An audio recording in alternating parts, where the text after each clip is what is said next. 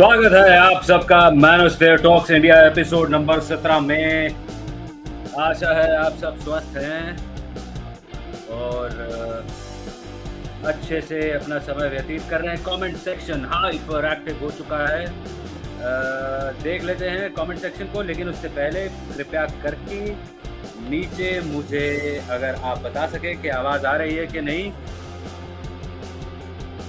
मैनोस्फेयर talks India episode 17 में आप लोगों का सबका स्वागत है। आशा है आप लोग सब आज की स्ट्रीम के लिए फुल तैयार हैं। कमेंट सेक्शन के अंदर जो भीड़ मची है उसे देख के तो मैं बहुत अत्यंत उत्साहित और आशान्वित हूँ कि आज की स्ट्रीम धाकड़ होने वाली है और मैनोस्फेयर टॉक्स इंडिया एपिसोड नंबर 17। इसी के साथ escape matrix, thank you so much and welcome to Manosphere Talks India episode 17 for confirming the fact that I am audible। सुनाई दे रहा है तो इस बेकार के म्यूजिक को अभी बंद कर देते हैं और अपने कमेंट सेक्शन की ओर अग्रसर हो जाते हैं। शुरुआत में ही हमारे पास आ चुके हैं फेमिनिस्ट स्लेयर, अनवांटेड कंट्राइवर, आपका भी स्वागत है। आई एम सॉरी, मैं अभी तक किसी को स्ट्रीम का लिंक नहीं दे पाया हूं, तो कॉपी कर देता हूं और फटाफट चैट में वो डाल देता हूं। ये सारी औपचारिकताएं निपटाने के बाद कमेंट्स लेंगे डायरेक्टली। फेमिनिस्ट प्लेयर आपका भी स्वागत है। एस्केप मैट्रिक्स आपका स्वागत है और feminism is cancer is also with us. Welcome to manosphere talks India episode 17, feminism is cancer. आज का ये एपिसोड स्पेशली हम लोग करने वाले हैं, आप लोगों को मालूम है किसके बारे में करने वाले हैं? हम लोग करने वाले हैं मेल फेमिनिस्ट के बारे में, क्योंकि वो एक हमारे बीच की ही प्रजाति है जिसका स्क्रू थोड़ा टाइट होना जरूरी है। हम उनसे कोई भी वैमनस्य नहीं रखते, उनके प्रति ना ही कोई हीन भावना रखते हैं, ना ही कोई मन मुटाव रखते हैं। हम सिर्फ उन्हें देखकर ये सोचते हैं कि भाई तुम ऐसा क्यों कर रहे हो, अपने ही पैरों पर कुल्हाड़ी क्यों मार रहे हो, जिस डाल पे बैठे हो उसी को क्यों काट रहे हो। So our basic aim is to convert all the sins and bring them back to manhood. So Manosphere Talks India episode 17 में हम आज बात करेंगे सिम्स के बारे में। अब कमेंट्स लेना शुरू करना पड़ेगा। अनवांटेड कंट्राइवर कर रहे हैं, let's go unwanted. I am really sorry, I was a couple of minutes late, but मेरे कंप्यूटर की जो घड़ी है उसमें 9:23 हुए हैं, तो I am pretty sure that we started right on time, but really happy to see you come and be alive on the chat right before time। Feminist layer कह रहे हैं, अनवांटेड कंट्राइवर भैया क्या हाल है? मैरिज के ऊपर और मोक्ष क्या ख्याल है? मैरिज के ऊपर और मोक्ष भाई का भी। तो अनवांटेड कंट्राइवर जी हमारे साथ जुड़ चुके हैं, उन्हें स्ट्रीम में ऊपर लेते हैं और सबसे पहले इसी सवाल का जवाब देते हैं। ये हेलो सर। आ गए अनवांटेड। गुड इवनिंग, जय श्री राम, नमस्कार अनवांटेड कंट्राइवर जी, आपका स्वागत है। नमस्कार सर, बहुत अच्छा लगा दोबारा जुड़ के, क्योंकि मुझे तो ऐसा लग रहा था कि मैं एक हफ्ते मतलब वेट ही नहीं कर पाऊंगा, और लेकिन मुझे पिछली स्ट्रीम में बहुत अच्छा लगा और मुझे बाकी लोगों के भी विचार सुन के बहुत अच्छा लगा। और I am glad that I am privileged enough to join you people in this sort of marvellous conversation.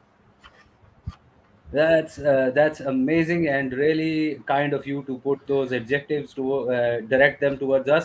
I am actually really happy from last time's stream because this is what I was building up to till today, till last week's stream। This is the kind of dialogue, discussion, विचार विमर्श जो मैं करना चाहता था इस show पे, जिस लेवल का, to begin with, to be very frank, there is no boundaries or limits to this।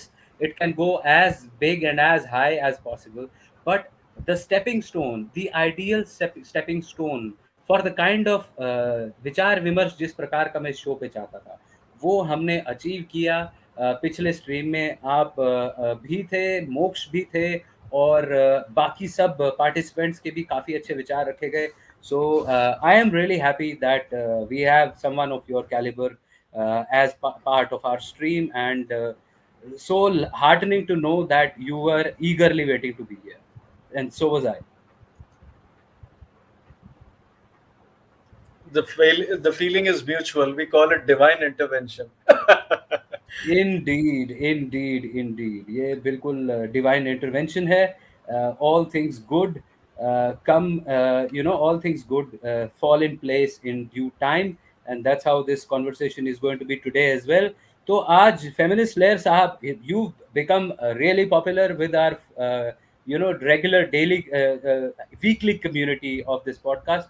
आते ही सबसे पहले आपसे सवाल फेंक दिया गया है अनवांटेड कंट्राइवर साहब. तो बताइए कि क्या ख्याल है मैरिज के ऊपर आपका?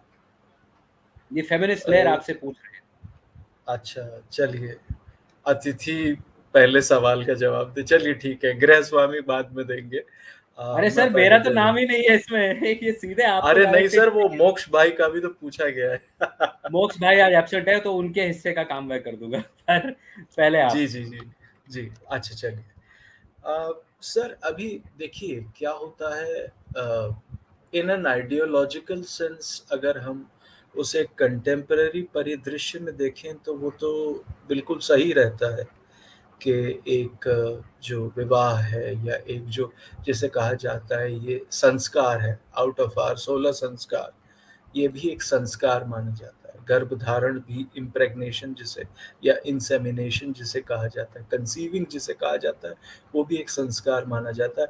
Meaning that this is all a part of our life processes, and it is also a part of our life process, which is a marriage or the consummation of marriage or conceiving a child or bringing up a life into this divine world that we are in. But the draconian laws are the ones that impede our progress in that regard. यानी कि जो काले कानून हैं जो विवाह को छिन्न भिन्न करने के लिए या which are actually used as a tool, I shall say, to actually tarnish the divine relationship between a man and a woman. And it has worked successfully. It is all in all a delusion, but it is still a weird delusion that we would not be able to come out of it. And that is the sad state of affairs.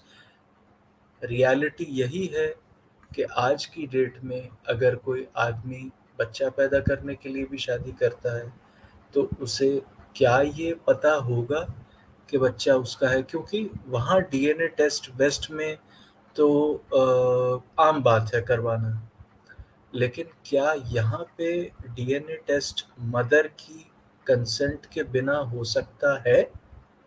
इस बारे में जो है लोगों को ज़्यादा research करनी चाहिए, क्योंकि जहाँ तक मुझे लगता है a man could not even conduct a DNA test without the consent of the mother of the biological child in question. जहाँ तक मुझे लगता है, as far as I know, there could be many laws that have been put in place, and there is a gentleman who is one of my very revered friends, one of my fast friends called Mr. Bullets for Teeth.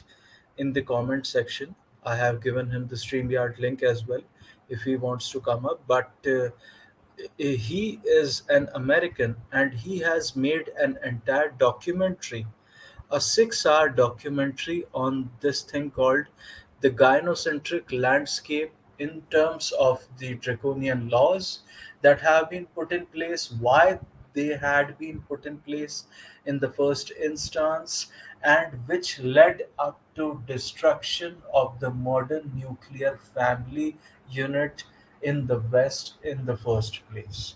So he has the chronology down to his bones, and he has inculcated and imbibed that into a 6 hour documentary. If people would watch it, it would help them more and more.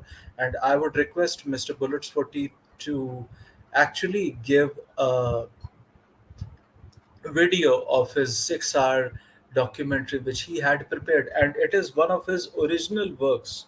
So that is why I would say kudos to you, and he is here to support me in the chat as well. So thank you, sir. Thank you, Mr. Bullets for Teeth. Thank you. That's great. That's great. Our small little community is getting bigger by the day, and it's elating to know that someone has put in so much of his life into creating a documentary, and that too at a 6 hour documentary, which would chronicle, I don't know, uh, what all. It has to be an encyclopedia on this topic.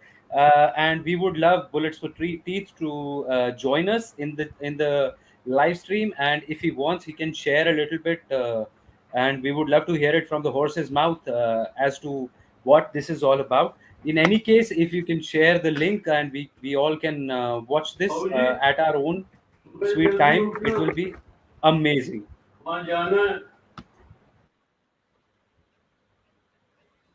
So, as far as the question that we were handling is concerned, unwanted contriver ji ने बहुत अच्छे से उसे summarise किया है पूरे problem को पर से.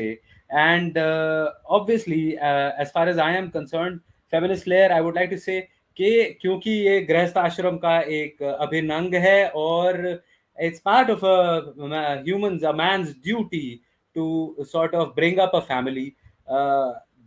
We have a lot of positive thoughts towards marriage. Sadly, but in my personal case, I have spent a lot of time wasting wasting a lot of time in other things, and have not been very sort of conducive towards the idea. लेकिन फिर भी marriage एक बहुत important चीज है. जो मुझसे गलतियां हुई हैं वो कोई और करे, मैं ये नहीं चाहता हूं. लेकिन उसी और हमें ये भी देखना जरूरी है कि जो लॉ है, और जो जो हमारा कॉन्स्टिट्यूशन है, और जो हमारा पूरा लीगल सिस्टम है, जो फ्रेमवर्क है, just like unwanted contriver ji ने बोला है, it is so freaking gynocentric that a man has no say in anything. And in that scenario, when God forbid, if you have even 20% of a sort of negativity in your life partner, they can turn your life into a living nightmare. तो ये दोनों चीजें अपने आप में इस equation को balance out करती हैं, और सैडली सही डिसीजन लेने का बर्डन भी सिर्फ एक पुरुष के ऊपर छोड़ देती हैं, क्योंकि उनकी एक गलती से उनका पूरा जीवन तबाह हो सकता है, या फिर उनका परिवार और उनका जो सीड है, उनका जो वंश है, वो अच्छे से प्रॉस्परस होके आगे बढ़ सकता है.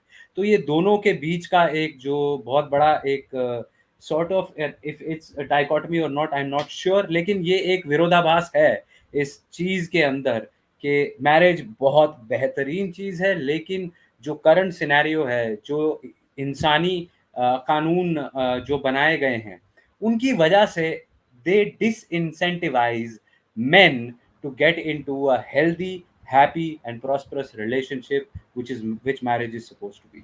So I think feminist layer का हमने ये जवाब बहुत सही तरीके से दे दिया है. अब सड़क चाप रोमांस, आपका बहुत बहुत स्वागत है मैनोस्फेयर टॉक्स इंडिया एपिसोड 17 में. मेरा ये सवाल है कि हिंदू लड़कियां धर्म की बात करती है, परिवार को बचाने की बात करती है, और करियर भी बनाऊंगी बोलती हैं, तो ऐसे में फैमिली सिस्टम मजबूत कैसे रहेगा? ऐसे लड़कियों से शादी नहीं करना चाहिए, क्योंकि हाँ, इस्लाम में फैमिली सिस्टम स्ट्रॉन्ग है, और वहाँ की लड़कियाँ कंपैरेटिवली फैमिली को करियर से ज़्यादा प्रायोरिटाइज करती हैं. तो ये हिंदू शेरनी क्या करती है, उनको खुद नहीं पता. सी, माय पॉइंट इज, जिस गांव जाना नहीं उसका पता आपको क्यों पूछना है? If you are sort of opposed by the idea that she should have a career, which is perfectly fine. She'll be a great mother, she'll be a great wife, she'll help you bring up the family like it's supposed to be. लेकिन अब आप जानते हैं कि समय इस तरीके का है. This whole past 3 generations have been basically brainwashed into believing that for a woman, career comes primary, and everything else in her life is not even secondary, but it can be discarded at the drop of the hat just for the sake of having a very healthy career. जब उनके दिमाग में ये seed already plant कर दिया गया है, तो फिर उनको क्वेश्चन करने का कोई मतलब ही नहीं बन जाता है। ये उनका औचित्य है। The responsibility lies with the women to realize the fact that career is not a long term investment that is going to yield enough gains by the end of the duration. On the other side, a family is that ideal long term investment that both a man and woman should put their energy into so that they have a nice long term yield of happiness and prosperity. Obviously, with some sort of sacrifices, some sort of burdens that will come along, but they are worth every risk they take to bring up a family. तो इनको आपको यही मैं कह रहा हूं, you do not have to give any kind of importance to all of these gynocentric women, complete gynocentric women. इनको आप कंप्लीटली इग्नोर करें। जिस रास्ते जाना नहीं उस गांव के बारे में पूछना कोई फायदा नहीं है। जब तक उन्हें खुद को रियलाइज नहीं होता है तब तक ये एक दोगलापन ही बन के रह जाएगा। Because at the end of the day the demands of the working class world and the demands of a household family oriented life are completely different as far as a woman is concerned, and the children are to be raised at the hands of someone who can handle it properly, not someone जिनके back burner पे career था और वो sacrifice करके फिर पूरी जिंदगी रोती रहे कि हमने तो फैमिली बनाई हुई है। They should be willingly participating into this kind of a union। ठीक है, आई एम श्योर आपके क्वेश्चन का जवाब मिल गया है आपको, लेकिन आपने बहुत लंबे लंबे पैराग्राफ लिखे तो फटाफट मैं पढ़ देता हूँ। In the meantime I am sorry, bullets, आपका full, sorry just give me a second, He's कहाँ an गया था? American, by the way, so he would yes, only so understand English. Bullets for Teeth is on our chat now. I am just going to take you into the stream, brother. Just give me a minute. We welcome you on Manosphere Talks India episode number 17. There's lots that I want to hear from you, but I would just like to finish off this particular comment that has come up. Welcome once again to Manosphere Talks India, Bullets for Teeth. Comment section में देख रहा हूँ कि हिंदू लड़कियां जो बोल रही थी कि महल्ला घर काम क्यों करे, खाना क्यों बनाए, उनको चॉइस दो करे। अरे मत सुनो ना इनकी, इनको इग्नोर करो। मिडिल क्लास हिंदू आदमी मेड को अलग से, कुक को अलग से, कि तो ये सब तो चीजें देखो, ये एक्सपेंसेस तो आएंगे। You can not be, you can not run away from the expensive of the modern life. Could you have to I, provide for the women also, so Mr. Don't run away from Mr. Them. Morpheus, Mr. Yes Morpheus, sir. with your permission, sir, could I expound on this very gentleman and what he has been posting till now? He says या। that just because a Hindu lady from Indian subcontinent is not that as good as of a Muslim woman, and that is why she has to be somehow, we have to prioritize marrying Muslim women or converting them or doing some sort of garvapsi or whatever. He says that he is thinking, his thinking is convoluted for the first instance, because he is not going to be getting a Muslim woman in the first place. Why do I say so? Because there is a man who has now become an ex-Muslim. He used to be a Hindu, got circumcised in a hospital for free by another Muslim doctor who considered that as some sort of a divine intervention as well. And the Muslim clergy, actually, from that very city, rejected his approach and said that we are not going to give you a wife because your parents are not Muslim. We only give the wife to those sort of people who had an ancestry of Muslims and whose parents are Muslims as well. So you have to convert your parents to Islam to get a wife in the first place. ये जो ये बैठ के बोल रहे हैं कि किसको पैसे दूं, अरे भैया तुम अगर मेड को पैसे दे दोगे, खाना बनाने वाली को पैसे दे दोगे, वो ज्यादा बच जाएंगे। Life long alimony and child support तो नहीं देना पड़ेगा।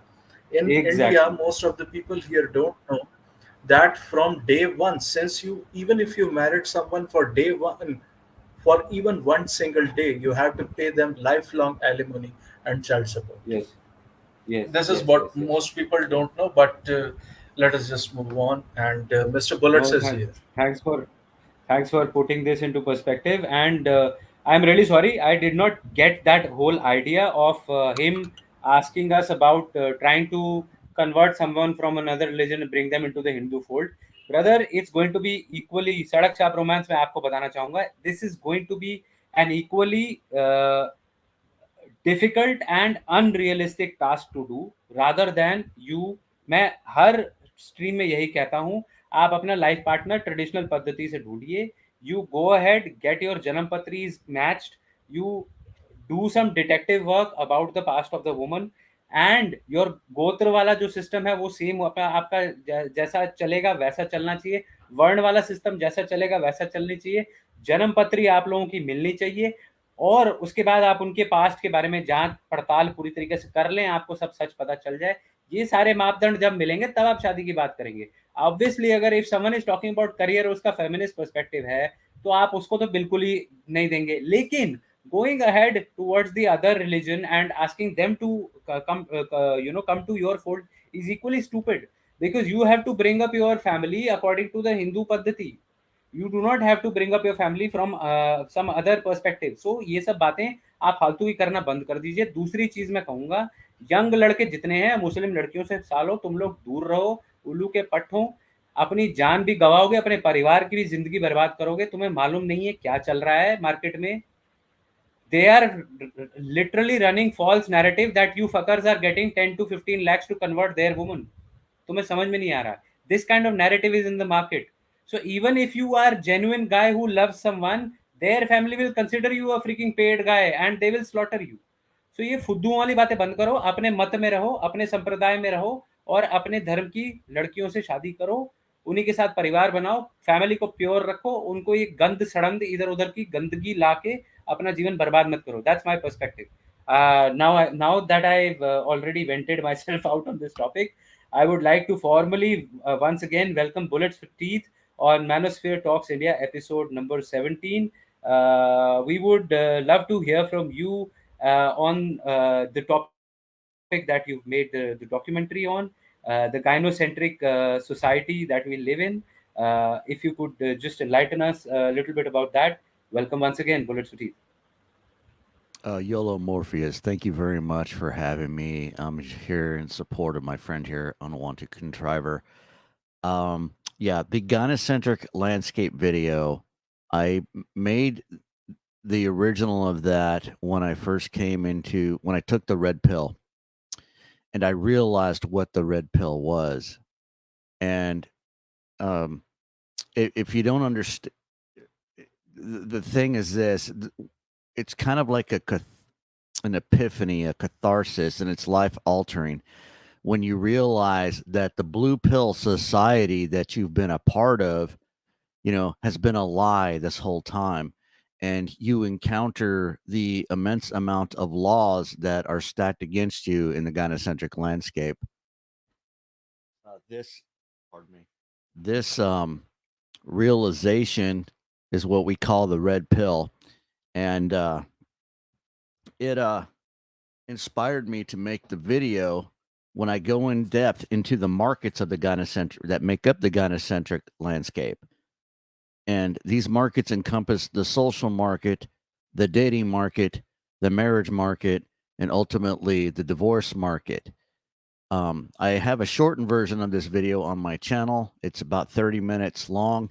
I'm not sure how the translations would work on that. Perhaps Contriver can do a narration over it for you guys sometime, and basically explain it to you. But in the simplest of terms, there's a gentleman here in the United States.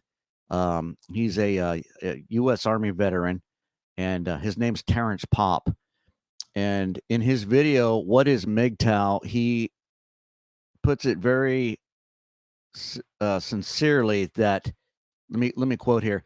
There are over 150 plus laws on the books that circumvent the Constitution of the United States that specifically benefit women, and there are zero for men. Well, this causes an imbalance in the gynocentric landscape when we're talking about genders. And basically, what happened is that the U.S. government empowered one gender over the other, and this has been going on since the inception of women's suffrage, the implementation of the 19th Amendment, granting women the right to vote and other rights. And we've been staring down this Marxist path for, ever since. And it's really coming to a head here in the United States. Now, in the news media, you can see that there's a resurgence of conservative values, and I acknowledge that, especially since Trump got into office. These conservative movements are, even in the Christian religion, are moving towards more conservative um, uh, Yes, even the ideologies. American society has, started becoming more aware of this disguised communism they've been living in, and the traditionalism is taking a foreground in terms of the youth as well now. The whole narrative is changed post Trump Yes. came into power. Yeah, I understand. Yes, yes. Well, therein lies my argument that even though these people, they're trying to change their lifestyles, the issue with that is that those laws are still on the books. Those laws are not being repealed in several states. Even with the collapse of Roe v. Wade being, enforced by federal mandate, and they're resorting to the states now. Um, the damage has already been done. You and with the family court laws and the domestic violence court laws, it's still not a good environment for a man to invest in a relationship with a woman to procreate a family, when everything that he's, working for, building a home, having children, when his wife can implode it, without notice. And this puts men at a disadvantage. You're basically rolling dice in this relationship, because at any time she can implode it for the cash and prizes, and the next thing you know, you're sitting on the street corner wondering what the hell just happened. This happens every day in America. Every day. I've True, seen it true. happen to dozens of men in my area alone. Yeah, there's too much at stake for men now, especially in America. Yes. My suggestion The to last, you is, Mr. my Bullets, friend, yes. Mr. Bullets, sorry to interject, but the last time I was here, I was telling the story of Chris Rock, who had a prenuptial agreement of 20 years, and his Uh, wife filed for a divorce, no fault divorce, by the way, which they want to bring in India as well. I mean, adultery has been decriminalized, so de facto that is the case. But nevertheless, his wife filed for no fault divorce 20 years and 1 month later. The next case which I brought to the notice of Dr. Morpheus was of Sugar Shane Mosley, the great boxer, and he had to give away his championship belt in terms of I alimony remember. settlements.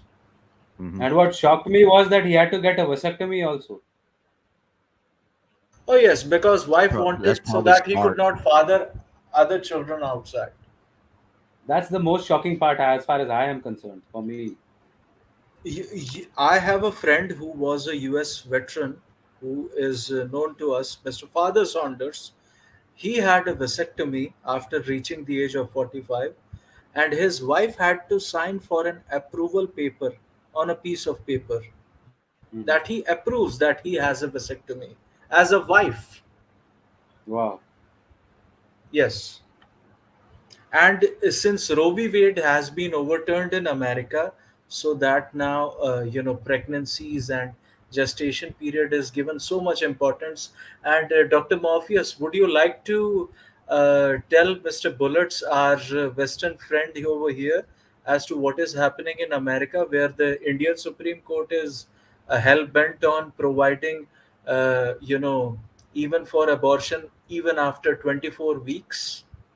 Yeah, yeah. The Indian Supreme Court is basically in competition with Western world liberalism, because the Indian Supreme Court literally wants to supersede whatever the Western liberal law system and everything is doing. Uh, Right. we are completely sort of engulfed by this whole propaganda, and it's being the front runner, the showrunner of this propaganda is we are sad and disappointed, but it is our own judiciary. So I am not too sure what is going to be done, though abortion was never criminalized in our country anyway. The people were just too responsible. But since the Western, Morpheus. sort of, yep, If I can interject, yeah, let please go let ahead. me give you this warning and the dire, any men that are in your country that are concerned about their families and being able to establish legacy and a modern nuclear family need to understand what you're dealing with feminism. Feminism is a socialist Marxist ideology. Okay. It is a weapon in every sense of the word. And its goal is to infiltrate, the legal system and steer its agenda in its favor.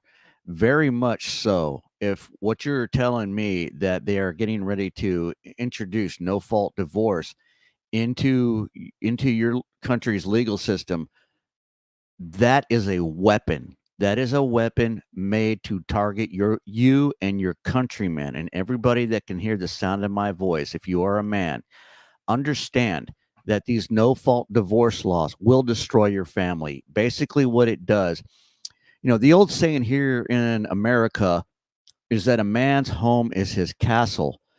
Well, with the implementation of no fault divorce, you can bet that that will become your home will become your prison and your wife will become your warden. Yep, I totally get it, and I completely agree. I have not even an iota of disagreement with that statement. And yes, we are in very deep trouble. As far, I don't know how I can laugh it Mhm. off, but that's just It's a the coping reason why I'm mechanism. here. It's the Because reason why yeah, contrivers here. We yes, are definitely. MGTOW mentors. Hmm. Pretty much my main mission is to mentor men into the alternative lifestyles, whatever that lifestyle may mean to them. I've been a celibate MGTOW abstinent monk, for 12 years now, going on 12 years. And my main complaint, even with my own community right now, is I'm dealing with a lot of red pill ragers, people that take the red pill and they just go off on their own with it without even going off into, finding a positive goal. The red pill. When you take the red pill, when you watch my gynocentric landscape, when you watch Terrence Pops, what is MGTOW video? It's not to give you purpose to rage, to watch flame content, or female nature content. It should steer you to, a better path in your life. And the other thing is this is that ever since I came in the MGTOW community back in 2015, the the male suicide rate here in the United States has steadily risen, and I'm really concerned about my online communities here in the United States because a lot of these groups have been infiltrated by left wing Marxists and socialists. I'm going after one gentleman who's associated with Antifa, and their goal is to come in and pretty much pretend like there's something they're not, and to steer man more down the female nature and rage content path, more so than steering them into positive mentorship and a positive MGTOW lifestyle. And my brother contriver here is very well versed on this stuff, and I, recommend you to divert to him, because me and him have had long back and forth on this into the night, so we're pretty much on the same page on this. Thank you. Yeah, in fact, this is what I have in mind, that we should be doing a run through of the 30-minute shorter sort of part of your documentary that you have with the unwanted contriver. Please moderate that particular stream. In the next week's stream, that would be our primary thing, and I'll be I'll be very happy and honored to have it on, and for all of us to see what is has been your complete contribution to this whole cause in terms of being a mentor for all the MGTOW men. and sort of bring forward the reality that we might see in the future within India as well. Because to be very frank, I had been following US diligently a couple of months or a year probably before Trump came into power, and since then whatever Mhm. I have seen, including the Black Lives Matter and all of that, all of these sort of social disruptors that America has sort of witnessed in the past few years, I have seen an exact replica of it being staged within India. And there is so much of uncanny similarity into how things are Mm. planned to disrupt society between the West and India itself, then I have to completely agree to the fact that this is universal. That all these ideologies have basically come down to sort of breaking down the society's fabric, breaking down the now existing nuclear family that used to be a joint family once upon a time, and it basically Mm. brings down to having single parent households wherein you have no father taking care of the children, and mothers working for the corporate honchos making money for them. Apart from that, creating a society that is very easy to govern, to rule, because most people without a family will turn up to be ultimately be emotionally, physically, psychologically weaker and easier to freaking control. So I totally Mhm. understand and agree that with I would request both of you, if not both of you, just unwanted contriver, to grace us with your presence next week, and let's do that run through of the 30-minute piece that you have of your documentary. Sure thing, sir. Yeah, absolutely. Yeah, we can arrange that. I'll work with Contriver on that. That'll be amazing. I'll be more than happy, and I'll be deeply indebted for this kind of contribution towards Manosphere Talks India by both of you. We are deeply honored, sir. Mutual happy feelings. That's great. That's great. So sir, तो ऐसा करते हैं. What we'll do is the chat has gone wild. So I've welcomed almost everybody, and there are certain comments that I haven't taken yet. So let's begin with this one, which is right after all the conversation that we had about the previous uh, chat commenter who was Sadak Chap Romance. Escape Matrix is saying, Prince, today please read one tweet. It made my day and will be amazing for this stream. You will love it. How do I share the link with you? It went viral today. It's victory against feminism. All right, Escape Matrix. If you could just copy paste that into the chat, I will switch on my probably if I am not logged in. Let me check if I am logged into Twitter. Even though, even if I am not, then we shall still find it and put that tweet up. I would request you to throw it in the chat. I will just check right down below if you've already done that. No, no, no, no. We haven't seen that. It's not there yet, but yeah. So if you could just send it in private chat, that will be more than enough. You know that we've already put the link up for you to join the stream. And with that, I would like to welcome Madhav to the stream. Madhav, welcome to Manosphere Talks India episode 17. How's it going, brother? Great, brother. Thanks a lot. बस I was looking for the opportunity to get you on board, man. Good to see you here. बहुत बढ़िया. अब देखते हैं आगे और हम क्या कर सकते हैं. वैसे basically comment section is uh, completely blown out of proportion. I don't know if I should take the comments, but well, we should at least. This is the least we can do for our audience. So let me just put this forward. Madhav says, Namaskar, Prince Dada. Namaskar, Madhav. You're already here. Bullets Futid, I'm a midterm mentor and monk from Texas, USA. We just heard from Bullets Futid. Uh, and what it could have a good friend. He's very wise known McDowell. Like, okay, great. We've already had that conversation, and we're really happy that this stream has been graced by both of you. Mox nahi aaya kya? Mox is not available today, my dear feminist layer. Whenever I have a confirmation from Mox, I put this in the thumbnail. Today's thumbnail is me solo, so that's because Mox is not here. नहीं, bullets for teeth जी को हिंदी नहीं आती, he is an American. Feminist layer मिटाओ मुक्ति है। अरे जबरदस्ती, तो मेरे को गलत ही साबित कर दिया इन्होंने। I should have read the chat before, man. I've just fallen flat on my face. So No, I it's hope that fine. translation worked. You know, we're having Yeah, yeah. look, look, gentlemen, the whole thing is to have fun with this. You know, Yes, we're here definitely. sharing, the MGTOW lifestyle philosophy, and it should be engaging. That's what this is all about. Indeed, indeed, indeed. And thank you for putting forward those words in Hindi, and they make you know multi million times more sense to most of us. Mukti hai mere dost. Yes, it is sort of moksha as we call it. Oh, Video cool. भेजता The हूँ देखो. translator worked then. Awesome. Yes, yes. Always does, and that's what's bringing this world together. Video भेजता हूँ देखो अभी. हाँ Harsh, welcome to manosphere talks India.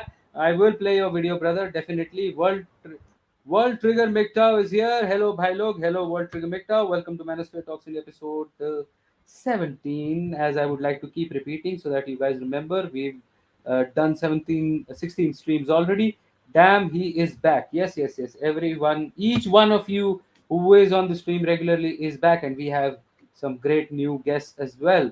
Okay, this is a question. There is a big misconception in the West that Indian society oppresses women and so on. Yes, I'm sure Bullish for Teeth would understand that, because all Yeah, I such can expound narratives. on that like you wouldn't Please believe. go ahead.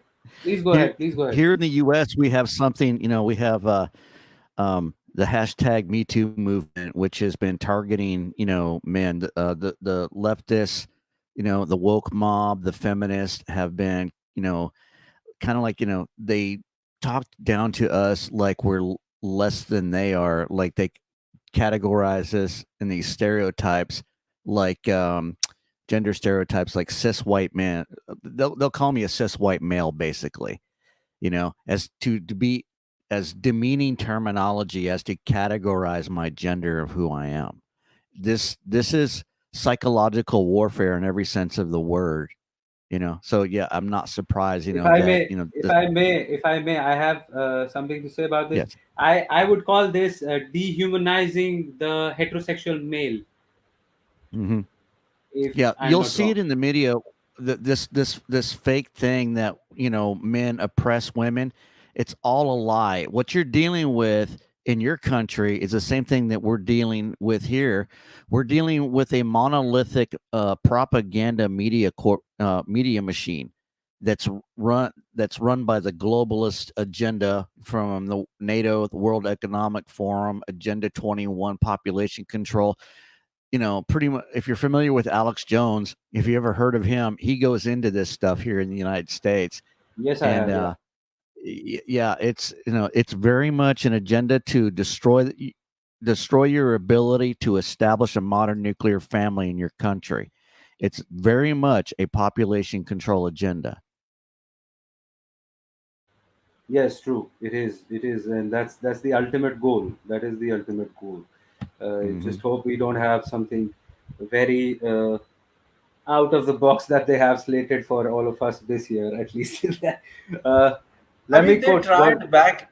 I mean, they Yeah, yeah, yeah. tried back in the emergency when they, forcefully sterilized 6.2 million Indian men under the nose and the responsibility of a female Prime Minister of India who goes by the name Indira Gandhi, who imposed the emergency on the people, and in cahoots with the instructions from the Soviet Union, erstwhile Soviet Union. She did that, and Hmm. under the leadership of her son, I mean, the dispensation did that without any remorse. I mean, it was just about population control and so on and so forth. My thing is, it could be tried once again because we, till date, have not raised up the issue of human rights of those very 6.2 million Indian men, regardless of differences in religiosity or so on and so forth. We have not Yeah, even filed a petition for those people claiming back their human rights. Perhaps some of them might be even alive today. Yeah, that's the sort of demerit of being in a so-called third world democracy, which is, uh, as far as I call it, it's a mobocracy. That our public memory is so short-lived that we would just discard such cases that have happened a couple of decades ago. In the name of in the words of the Supreme Court of India. Uh, उसको तो there has been, oh, it's gone in the past, why talk about it? uh, Oh yes, let when bygones be bygones. Yeah, And let it is too bygones be much of bygones. an old case to be reopened anyways. Yeah, yeah, The so files matlab, would be that missing. exactly, yeah, rats might have sort of made it their lunch or some shit like that, because that's the kind of record keeping our government has had in the past, sadly. But yeah, the way you put it, it is very alarming, that yes, this is a possibility. Such things can be put into action once again.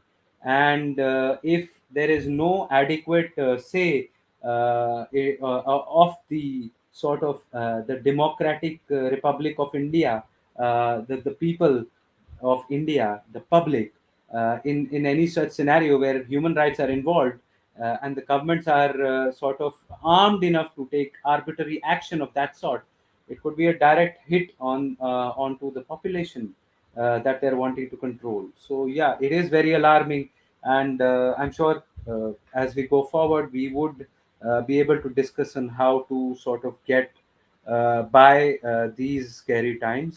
Uh, but for the time being, please let me finish up these comments quickly so that we can get to the agenda of the day. Nowadays, they like to shame housewives and praise career-oriented women. Yes, we've already discussed that. Escape Matrix. Another gem in the realm of. Acha, you are into reading quotations today, Walter Gambit. Ciao. Okay. In the realm of sex, more than any other, man is a victim of principles of efficiency, according to which he is manipulated. Yep, big words, my friend. What's next? You have some more quotations. I'll strongly suggest that MRA should raise a voice against male circumcision. Boys not of the age of consent. It is a genuine issue. Yes, actually, uh, sort of genital mutilation of any sort is considered a human rights violation by UN, and definitely voice should be raised against it. But there are certain traditional norms that you can't challenge in this country because they belong to a certain sect. So yeah, we'll do our best for sure. First one, man's sexual potency is totally depends on the psychological factors more than his bodily functions. Once he has begun to doubt his potency, he gradually finds himself more difficulty. Yeah, that's literally, factually, and scientifically true, because your hormonal makeup is responsible for everything else, including your psychological condition. And if you are not feeling up to the mark, then chances are that you aren't up to the mark. Sadak Chap Romance is saying that Islam family institution is more stronger than Hindu Dharma because their women are more traditional than Hindu ones. Okay, as long as you call them whatever they follow tradition, you are right, my friend. But I beg to differ. Continuing the on the above, his fear of becoming useless to a woman increases uh, because as a result of women manipulation, he identifies his masculinity with his dependence on women. Yeah, that's. I'm not sure I agree to that I mean, because. these are the quotes he is giving from The Manipulated Man, book written by Okay, Esther Villar. okay. Oh, okay. I'm really sorry. I am not an intellectual, so I've been dyslexic most of my life. Oh, So you're doing reading fine, books, sir. yeah, but being a dyslexic most of my life, reading books is something that has been I'm just challenged in that scenario, so I'm really sorry. uh, Feminist life, but thanks Oh, for no the pep. apologies, sir. Yeah, thank you so much, Bullet Fati. Your words of encouragement are uh, much cherished, and thank you. Feminist layer, exactly that is what he was saying. He looks like it was misunderstood. He didn't mention about conversion. Okay okay, आप लोग अपनी personal conversation कर रहे हैं chat में, ठीक है, I understand. Okay, this is again a lot of things you're sharing with each other. Okay, anything important, any question? No. Okay, last, let's just jump to the last one. Nationalism, tradition, religion that hurts men are useless. Well, yes, anything that does not sort of fall into our narrative, or something we want to sort of propagate or use as a weapon against this communist propaganda, this mass conversion of minds into believing into this woke ideology, whatever we can fight it with, man. And if we have to sort of disregard nationalism, so be it. If we have to disregard some tradition, so be it. If we have to disregard some religion, so be it. But you still remember who you are, what legacy you have to sort of take forward, and you should live and die by it. That's what I would say. All right. So, any further inputs our fellow panelists would like to put in? I would like to take up some sort of videos that I've lined up today, which is in regard to how uh, we have this problem of male feminists in our society.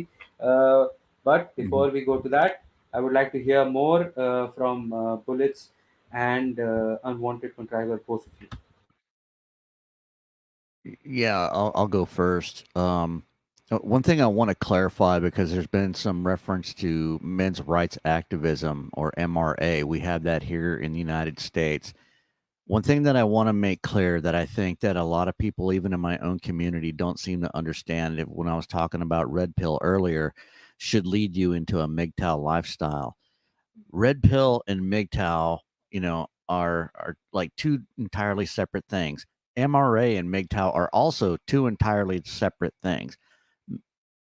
MGTOW is a lifestyle. MRA, men's rights activism, is more politically motivated. It's the ideology of what do they call it? Andro something-ism. I don't have.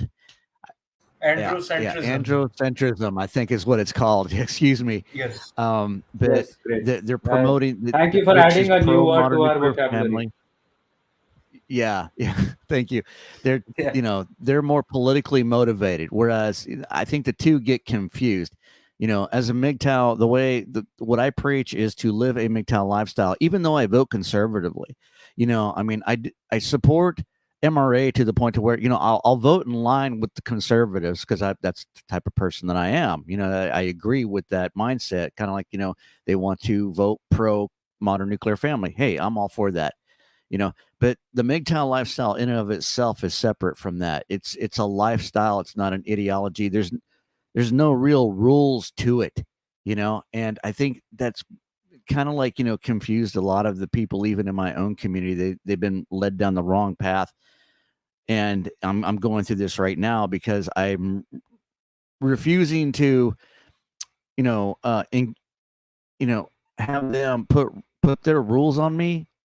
Whereas MGTOW, you should go through your own rites of passage and live by your own code as a MGTOW when you're living your lifestyle. Contriver can go more in depth in that in the future. I'm sure we can bring that up and discuss it more. But I just wanted to clarify that MGTOW is not MRA, and MRA is not MGTOW. Does that make sense? Yes, definitely. I completely agree that MGTOW is a lifestyle. MRAs are all about activism, and Yes. Yes. MGTOW lifestyle is sort of an individualistic approach towards living life as a man, and MRAs are into Mhm. sort of uh, giving a counter, sort of being a counterbalance to feminists in the society to a certain extent, because they will interject and intervene wherever men's human Mhm. rights are concerned. Whereas MGTOW lifestyle is going to be personally empowering sort of a lifestyle for men who do not want to sort of indulge in women, to be Hmm. correct if I'm not wrong. The indulgence in women is what sort of at times gets the best of a man, and they then have to go down that path wherein they are sadly being controlled and manipulated and taken advantage of. And I personally believe that MGTOW is sort of an antidote to that scenario. Yes. Uh, Yes, it's an option to self deletion, and what I mean by that, MGTOW gives men an out. It gives you an option to suicide. Now, a lot of the men here in the United States that aren't aware, that haven't taken the red pill, or they went down the wrong path, often wind up in a deep depression and can't find a way out. Well, the MGTOW lifestyle philosophy offers that way out. It's again, like the path that I'm walking in my MGTOW lifestyle is not the path. It's not a cure all for everybody, but you can find peace, and that zen that you're looking for, in your own path, just by applying some simple principles. And this is something that me and Contriver discuss on our own channels. Yeah, I totally get it, and that is the kind of mentorship a lot of young men who have worked their way through life and completed their education and become someone in on the career front, and now they have nothing great to look forward to, and they are also being targeted by pop culture as being demonized as Right. men and all of that. So this is quite a Morpheus, if thing. Morpheus, you Yeah. need to tell these young men there's nothing wrong with them as men, as young Yes. men. I mean, Mhm. they're young, they're strong, I mean, they have power. There's nothing wrong with men. What's wrong is that there's something wrong with society itself. The gynocentric landscape is being tilted against them Yes. by Yes. law, by Yes. force of law. And this is I cannot stress enough that MGTOW is a path to give them an option from suicide and stuff. And that's the other thing I wanted to ask you: what's the suicide rate like in India right now for young men?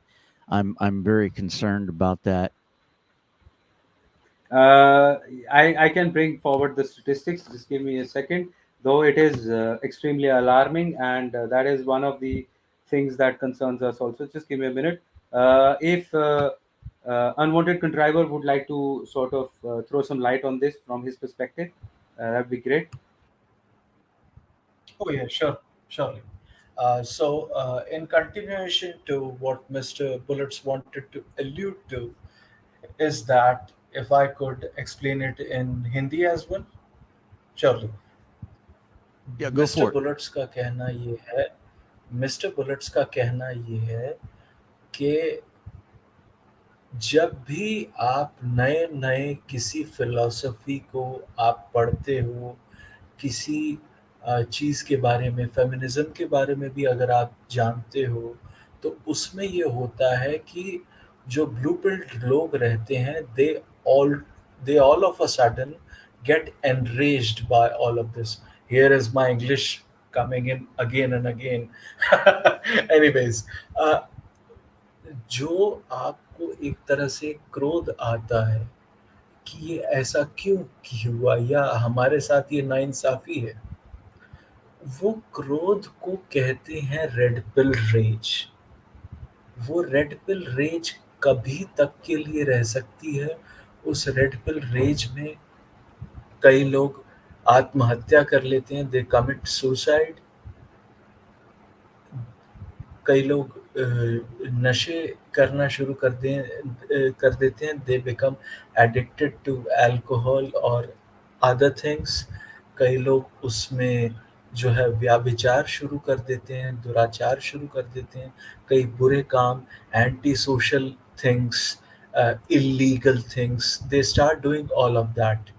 So to stop that, just like in our Indian culture as well, just like any other culture worldwide, used to have a master and a disciple sort of mentorship program, a very individualized one, ranging from Guru Dronacharya teaching Arjuna the art of archery, or even uh, even before that, Lord Ram being taught archery among other divine weapons, how to use it in our folklore, in our culture, civilizational culture, by Guru Vashisht.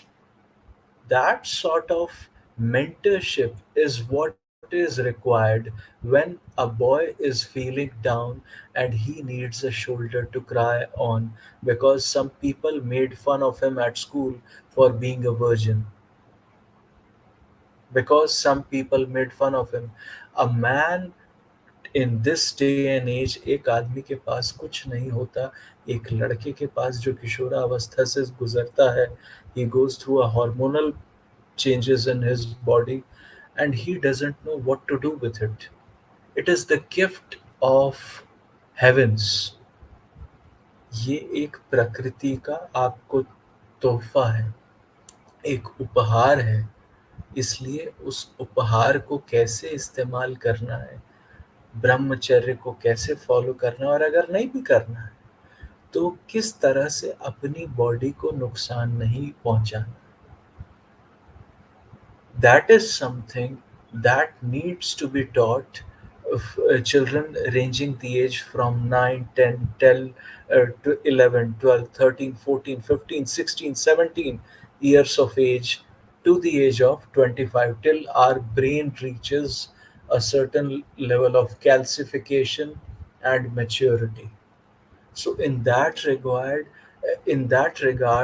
women get the state support, whether they get a bicycle, whether they get a free meal at the school, madhyana bhojan, whether they get a laptop. कई लड़कियों को laptop भी मिलता है, हमने देखा है, लड़कों को मिलता है, मैंने कभी नहीं देखा।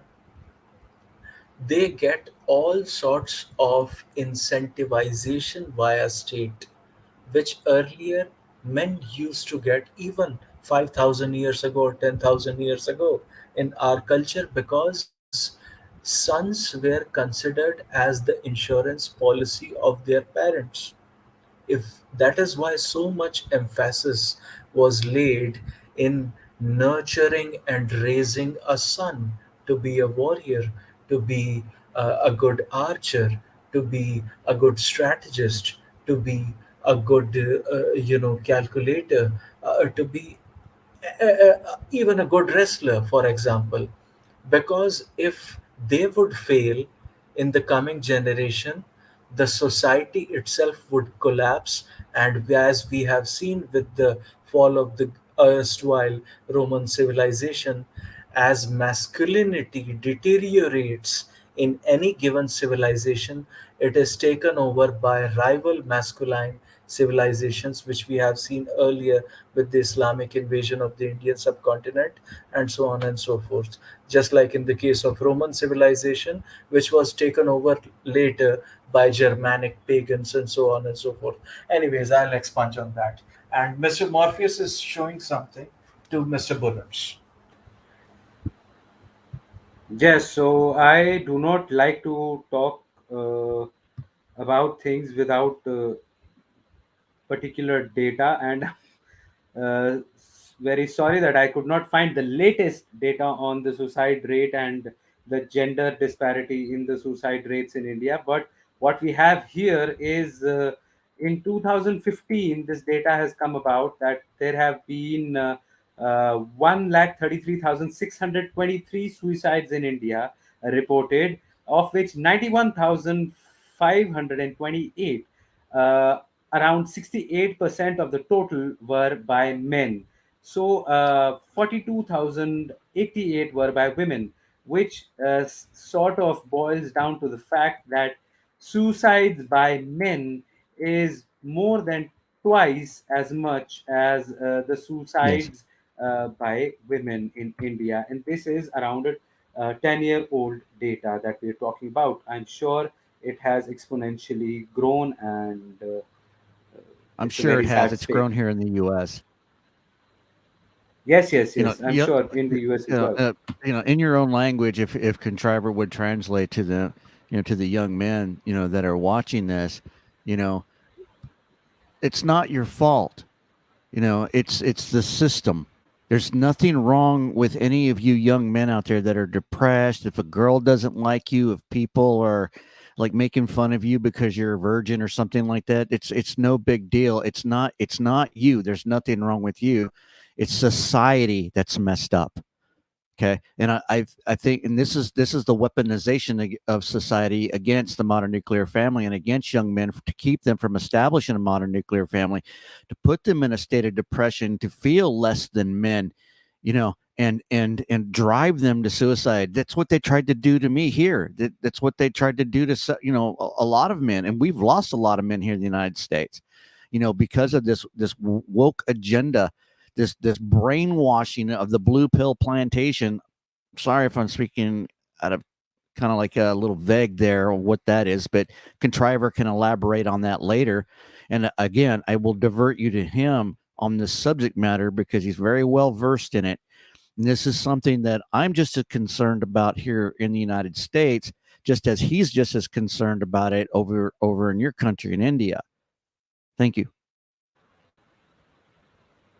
Yes, indeed, we completely understand. Actually, most of us can make complete sense of what you are telling us, and I'm really thankful that this is coming from someone who's more experienced, who's mentored people, to let the men in our country know, especially the young men who have just stepped into manhood, that none of this is your fault. ये आप लोगों की गलती नहीं है. System rigged है against you, and society उसी तरीके से आपके अराउंड एक माया जाल बना रही है जिसमें वो आप लोगों को फंसाना चाहती है. और unwanted contriver, please if you would like to sort of expand on this. As someone who has attempted suicide earlier in the past, I'm talking about myself over here. Just because someone cheated on me, I took some sleeping pills and I tried to jump from the top of a building, only to be thrown by a friend and who tried to save me. Uh, he is no more in this world, and that is why he used to be infatuated with dairy products like milk, sweets, etc. And that is why, to pay homage to him, I drink a cup of milk every day. Till date. He expired, I think, in 2010 or even much before that. And just to pay homage to him, because he saved my life and then he passed away. So we need a friend like that who would, pull you back and throw you on the ground and say, "What the heck you are doing to yourself just over a girl?" We need people who could lend a shoulder for people to cry on. Fathers are working 18 hours a day. Mothers are working 18 hours a day. There is nobody at home. Who would be the best friend of a boy who is going through puberty? It would be his phone, it would be his internet. And these are all fake delusions. We need a national, or shall I say, not national, but a rather worldwide effort into ameliorating the situation at hand, because nobody wants to talk about this. Nobody wants to even raise the subject of sexual harassment against boys in general by men and women both, because it is such a taboo topic in our country that we don't even want to bring it up, because women are the pedestalized, mythification around women of having a halo is something that couldn't be broken, is what uh, hinders us in that regard. अब मैं यही कहूँगा सबसे कि बेटा, कभी भी अगर रोना है भी किसी के भी सामने, तो भगवान के सामने जाके उनकी फोटो के सामने रोना, Because even as Chanakya used to say, who was a great Indian poly, polymath or a polyglot from back in the day, never cry in front of others. They would either use that as a weapon against you or they would laugh at you if you show them weakness. Never show your weakness to anybody. अपनी कमजोरी है, ठीक है, हमारी कमजोरी है, अकेले में जाके रो लो, भगवान की फोटो के सामने रो लो, लेकिन कभी किसी को अपने आंसू भी देखने मत देना, नहीं तो तुम्हारा सिर्फ मजाक उड़ाएगी ये दुनिया। भगवान के सामने रहोगे तो हो सकता है कि कोई एक वहां से दृढ़ संकल्प लेके आगे बढ़े और जाके कुछ करें उसके बारे में, उस प्रॉब्लम को ठीक करें, और किसी अपने को ही ये बात बताना जिसको बिल्कुल अपना, जिसको खास मानते हो, जो कभी हमारे राज नहीं बताएगा किसी को, और उसमें माता पिता सबसे बड़े होते हैं। माता पिता आपकी हंसी नहीं उड़ाएंगे just for being a virgin. माता पिता आपको कभी ये महसूस नहीं होने देंगे कि आप इन्फीरियर हैं। So at least revert back to basics is what I'm suggesting. I'll expand on that. Over to you, Mr. Morpheus. Yes, and I would like to take over from there and tell my young friends that being virgin per se is the number one thing that is used against most of the youth, young men, and they've coined this term called incel and all of that to sort of demoralize you and attack you, get the best of demonize. you.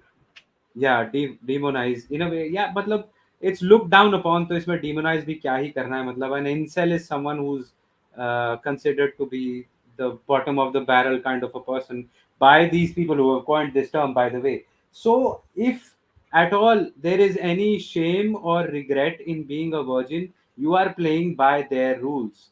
Don't let them hack your mind into believing anything like that, and be proud of who you are. If you've sort of kept yourself intact and you haven't fallen prey to all of these worldly desires before it's the right time when you should be procreating with a worthy life partner, then be very proud of it.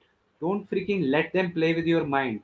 There is always this thing that when you step out with a white cloth, the people are going to sort of throw some sort of color on you just to make it look bad.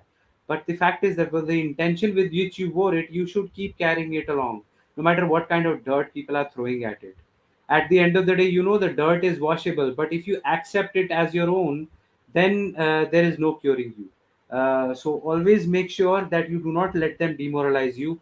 Be virtuous, not like these virtue signaling puppets and muppets that you have as pop culture's leading figures. Be virtuous for the real things, that is conservation of the traditionalist brahmacharya in you, that is saving yourself for the ideal procreation that it is supposed to be, for being the worthy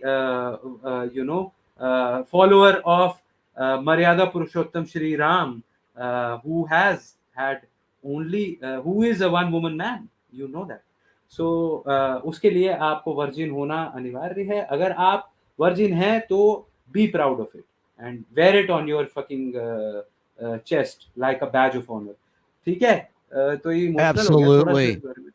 yes sir, yes Absolutely. Sir, thank That's you. beautifully said. Hey, I just want to say, I mean, dude, you are on it. And all the young men that are out there listening that are looking for a mentor, I mean, look at Morpheus, look at Contriver. I wholly concur with everything he just said right there. So I didn't mean to interrupt, but that really inspired me. I just wanted to say right on, No, brother. thank you so much. Thank you so much. I much appreciate all the appreciation, and I'm happy that I can put this across in agreement with whatever we're talking about. Now we have Professor on board, who is our regular panelist and team member. Professor क्या हाल है आपके? What do you have to say about all of this together? Hi Morpheus, hi team members. Like one thing I wanted to add was that everything starts from a call to action, and I think forming, like as unwanted contriver said that there are many people who are, especially young men, who feel lonely and there is no such moral support. So I think uh, they should be uh, forming new groups or like some sort of clubs in the sense where like in gym or other places where they could meet. Like similar concept was during the French Revolution also. So that could be one thing which we might start.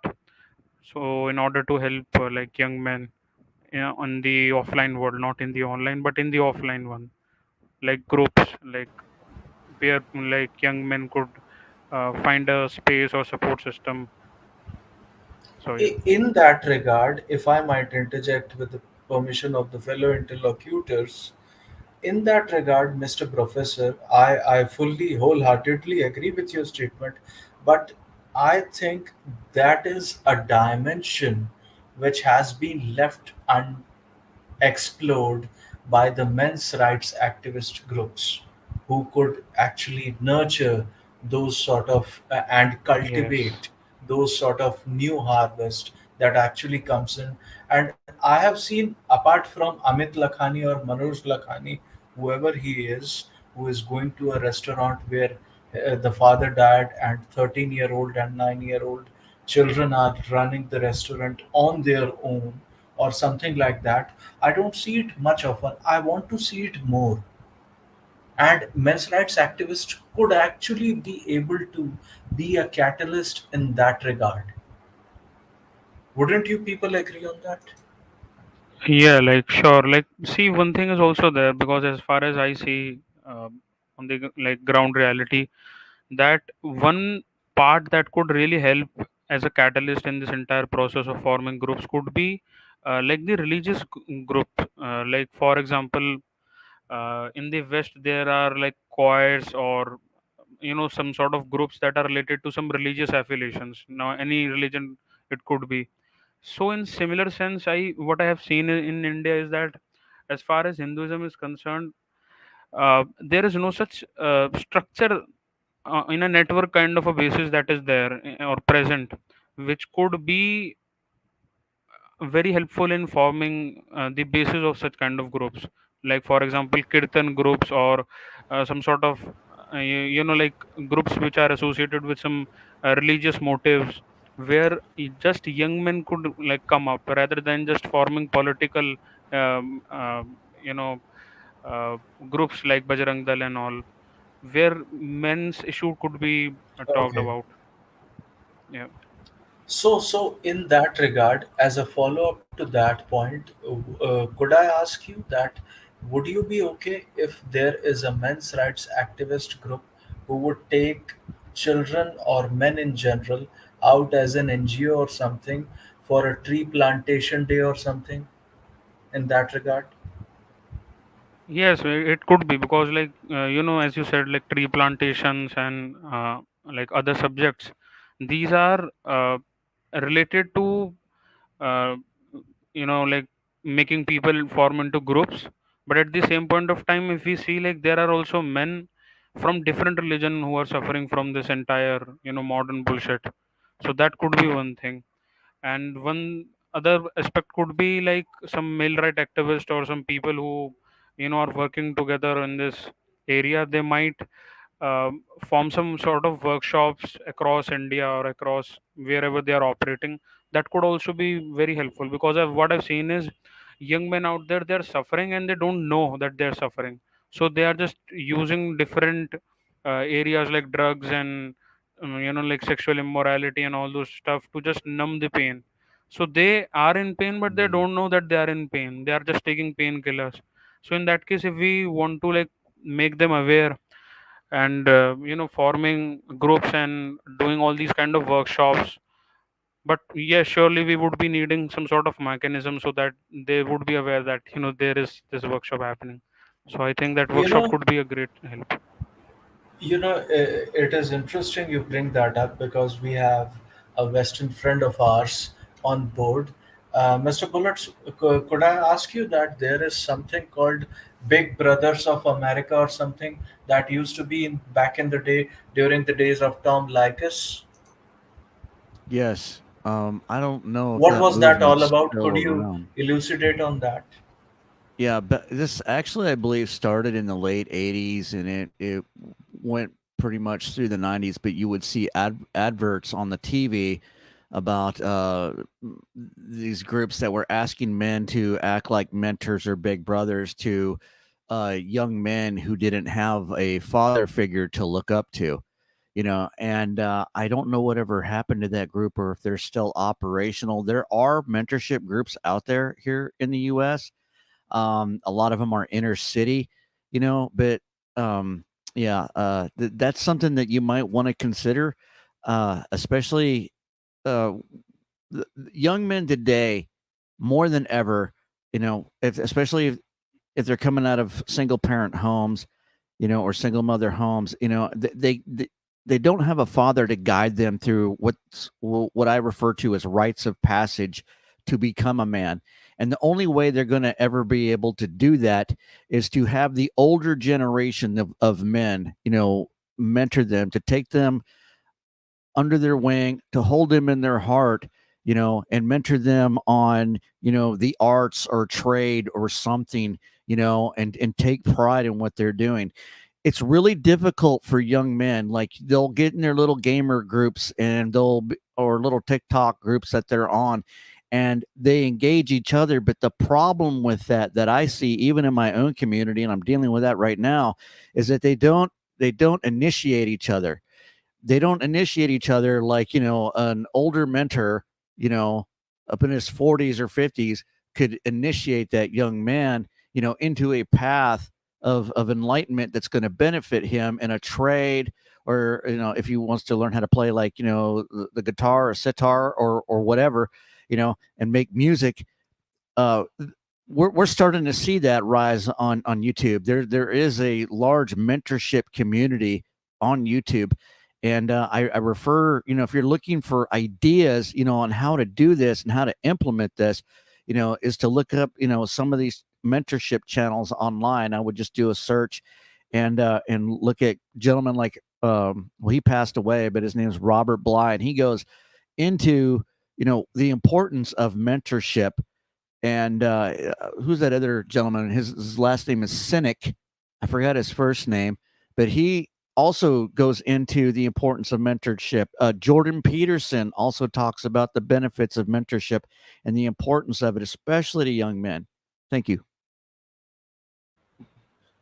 Also, that sort of reminded me, was Proud Boys also intended to be something similar, or is it predominantly a political bent of mind kind of a group of men in America? It was actually who was that gentleman? What's his name? McGinnis. He used to be on Rebel TV. He's been on the media for a while. Yep. He pretty much, conceived of this thing called the Proud Boys, when wokeism started to really take, around 2012, 2015, in that Mhm. zone. And the Proud Boys was kind of like, the counter to the rise of Antifa, and the conservative group as opposed to Antifa. And pretty much like, was trying to establish themselves as a movement, for men to be proud of themselves. The news media here in the United States tried to manipulate it into something that it really wasn't. Kind of like, other pro patriot groups and stuff. And it's really all political. When you get into that, as a mentorship movement, I wouldn't recommend Proud Boys.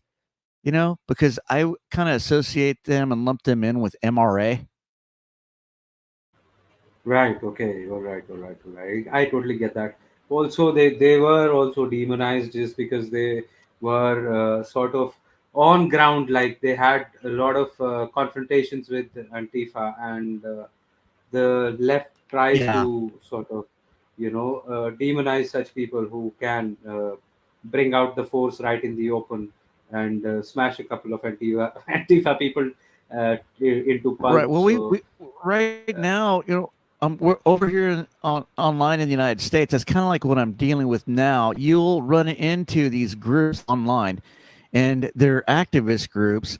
They can be very misogynistic. They can be very hateful, and you need to understand the difference between, are these people? You need to ask the question: Are these people pushing a political ideology, or are they pushing, the MGTOW lifestyle philosophy? Because like I said earlier, both are not the same. One's an ideology, one's just a lifestyle. You live it. There's nothing really hard or difficult about it. Then they're easy to tell apart because a MGTOW lifestyle will have a positive goal at the end of it that you're working towards. We call it stacking paper to the ceiling. Basically, you're focused on your business, your education. You don't have any of your energy focused on female nature content or flame content. The type of content, the political stuff that's going to get you enraged, and mad at women. If you're doing that, that is not MGTOW. MGTOW is like, finishing a goal and achieving something that's going to benefit in your life in the real world. MGTOW happens in the real world. You basically go outside, and you put the MGTOW lifestyle to work. That's what you do. You know, Online you can get kind of mixed up in the politics of it all. And I understand people like female nature content and flame content because it's funny. It's funny. Sometimes I watch it too, but it shouldn't be the focus. It shouldn't that rage shouldn't be the focus of your MGTOW lifestyle. You should be able to pull a positive out of it. Does that make sense? yeah, actually exposing yourself to only the things that are relevant to your personal growth would be the most important sort of foundation of a mixed Mm-hmm. MGTOW lifestyle, because everything else is a distraction at the end of the day. That's one thing that I preach. Contriver can expound on this. Is as a MGTOW, nobody. You have to understand, nobody's going to come and save you. You know, you have to become your own hero, and that's what the beauty of MGTOW. Because gentlemen like me, Contriver, and even Morpheus, we're trying to be examples for you to follow. And once you feel comfortable with it, you can take your own lead and be your own hero. This is something that I preach over in my own community. And we have examples to show for that.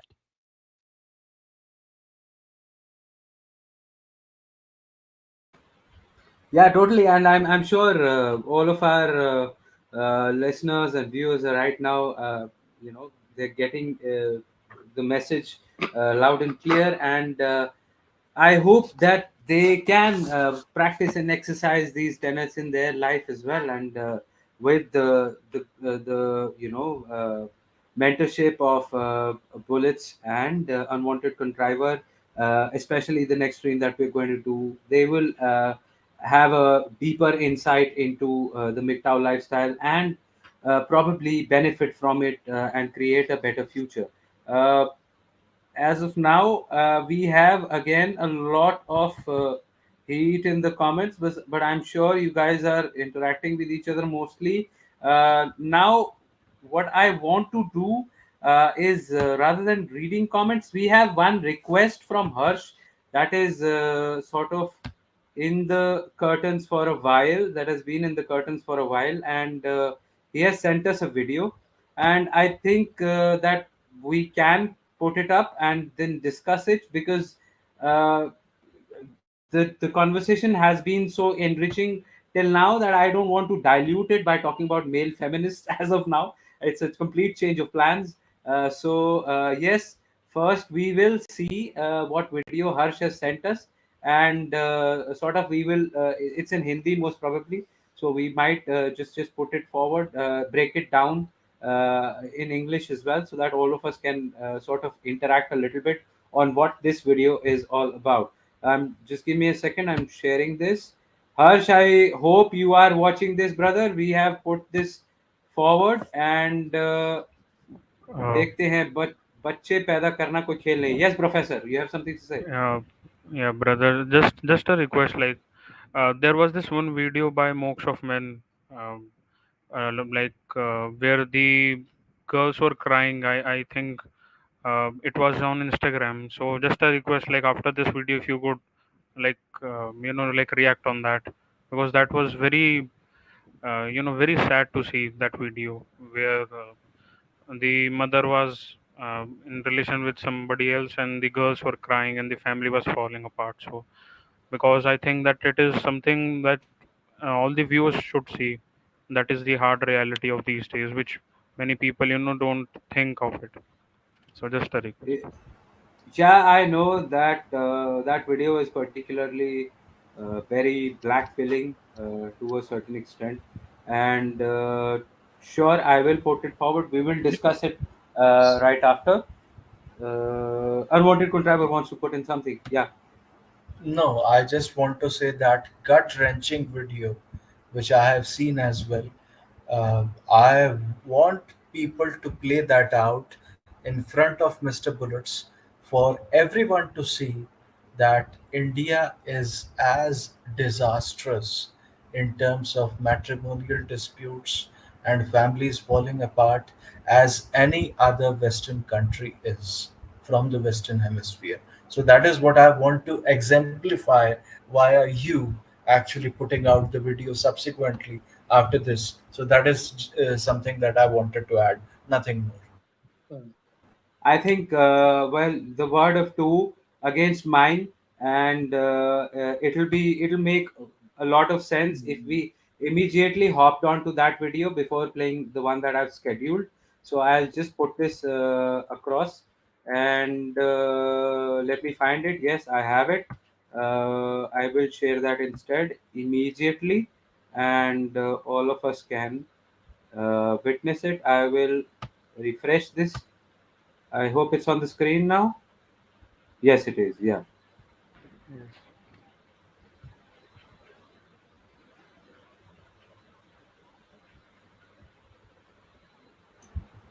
Audio.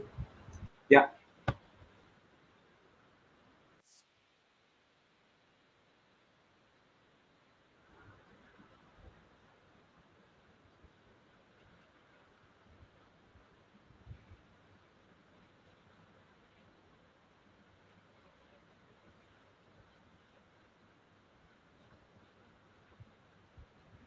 I think the video is like the audio of the video is not uh, coming. Audio is, it is not audible.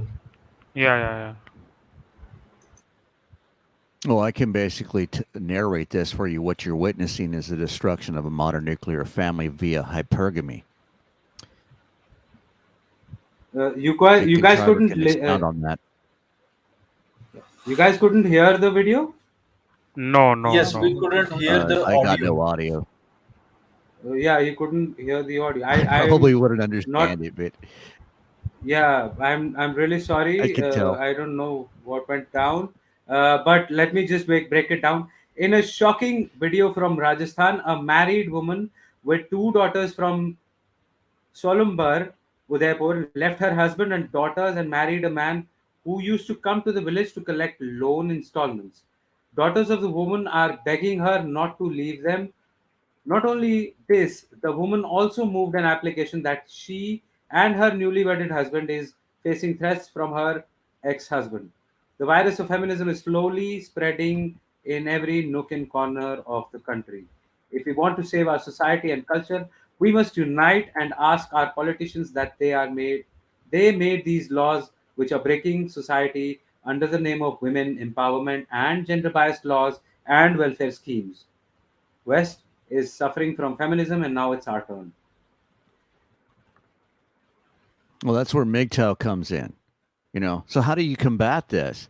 Well, stop getting married for one, because marriage is obviously a horrible investment. The government isn't offering you any guarantees to get married, gentlemen. There's a couple of countries. One of them is Hungary, and they pretty much rejected this feminist, wokeism that's been infesting other countries like the United States and your country currently.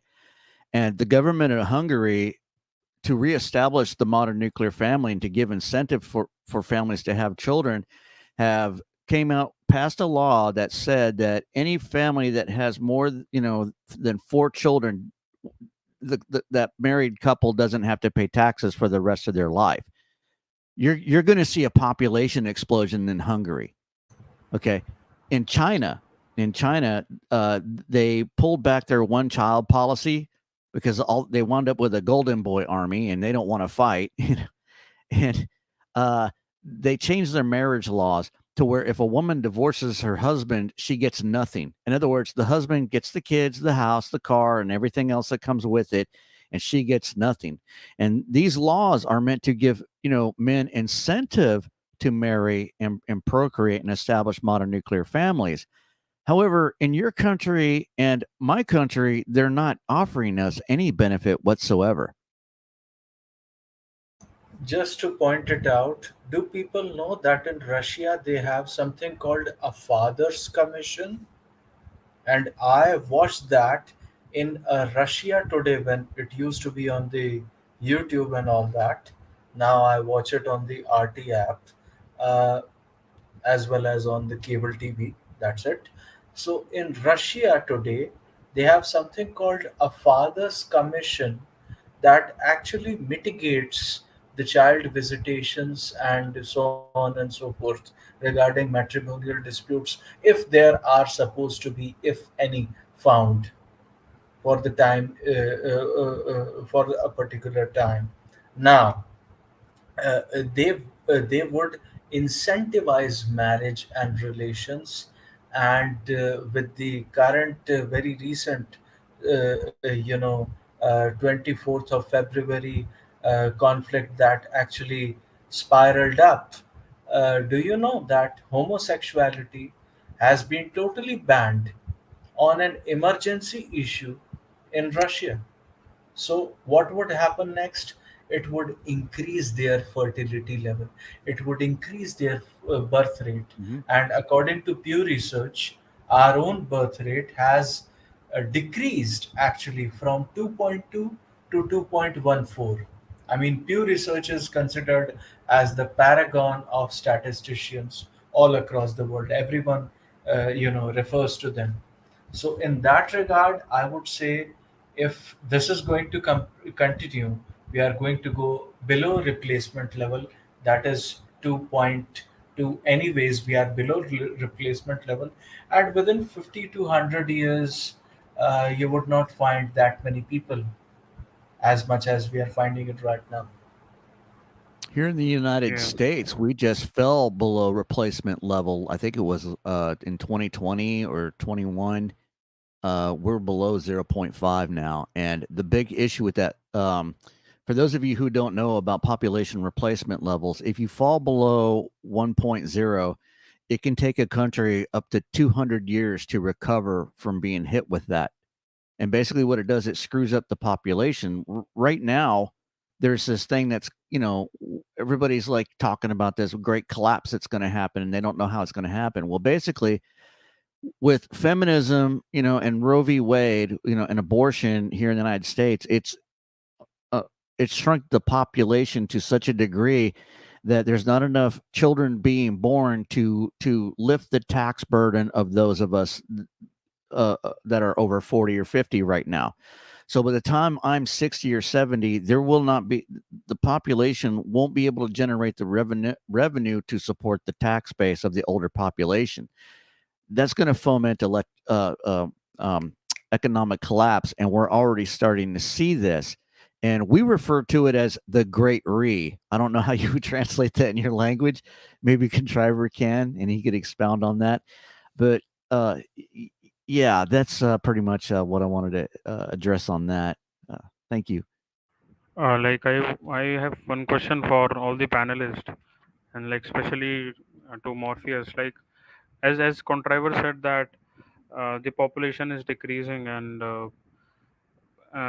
also Bullet said that you know in order to avoid these kind of situations in this video, it's better not to like marry and to go and like follow MG Tao. But My question is, as Contriver also said, that when a society is becomes devoid of masculine instinct, it is about to fall, like in that whatever happened in the Roman civilization. So don't you think that similar thing, if there would be many Hindu families or Hindu male who might not get married because of these kind of situation, they might fall into that trap also, because the people from the other religion, now no disrespect to that, but uh, there have been certain Abrahamic religion, you would know what I'm trying to say, who are actually making babies, and they are not stopping with this liberal, fucking agenda.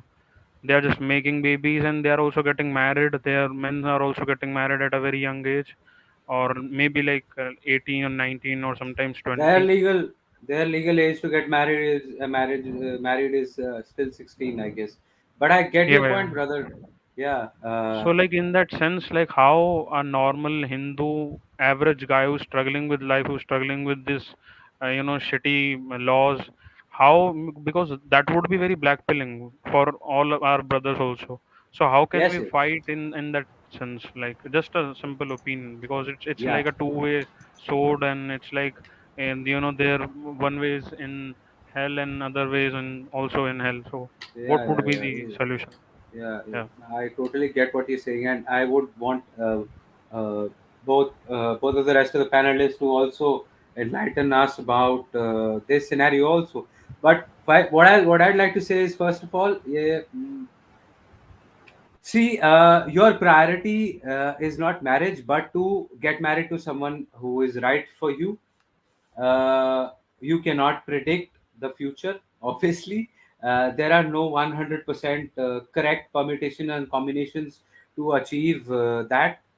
But still, like I said, our basic traditionalist guidelines for everyone is that you get your janam patri matched, and you go for the right varna. You go for you make sure you know their go through and all of that. And then if your janam patri is matched, and you can do a background check of your prospective partner, that is when you go about marriage. Marriage is not something that is very easy on its own. Okay, if we say that it's going to be very difficult and you should completely skip it, I totally agree to that. But while you're skipping it, you make yourself sort of rise yourself to the occasion, and sort of create a foundation for yourself from where you can come from a place of commanding the kind of respect you need in life. Once you're there, and then you break things down and see if you are getting what you actually require in terms of a long term partner, you get married. If not, don't fall for it. I think that's the middle path as far as I am concerned. It's neither going MGTOW forever, nor it's being a complete sort of oh, let me get married tomorrow. So it's sort of a middle path.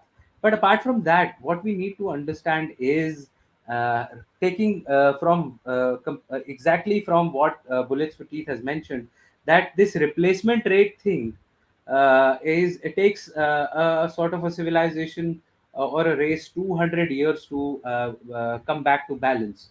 If you guys realize it in the Indian perspective, starting the later 900, or I think 700 century, 700 AD, starting from there till about now, we have lost a total of 8 crore lives to primarily to invaders who have come to this country from the Middle East, and sort of plundered the whole population and our civilization. And till now, that data is 8 crore. But I think this is the time where we have achieved that rate of sort of replacement from the past 200 years to a place where our society has the maximum number of people between the age group of I'd say 18 to 30, if I'm not wrong. that is the most that is the bigger chunk of the population we have right now. So it is all the more imperative that people understand the sort of contract and the risk they are getting into while they are getting married, and they understand the importance of coming from a place of respect, coming from a place that commands respect before they take a plunge into this whole new world called marriage. Until then, MGTOW is definitely the kind of lifestyle that will make you stand on your feet, that will create a nice foundation for you, which is which is devoid of any sort of distractions, which is completely based on your personal growth. And probably then there is a higher chance for you to have a successful life within a marriage also.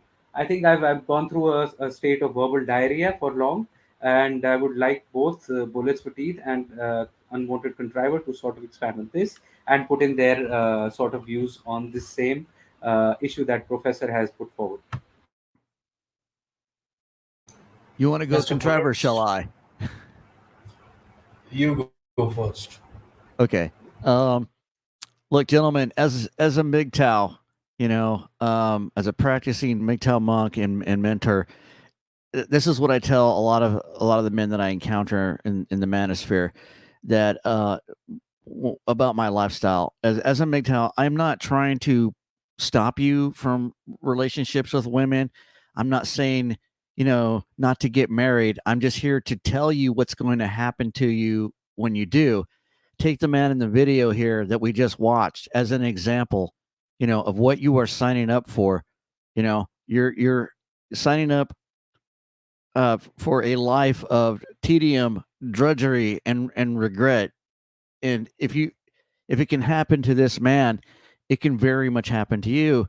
You have to understand that women are not like nothing like men. Our brains are wired differently, and women think on impulse.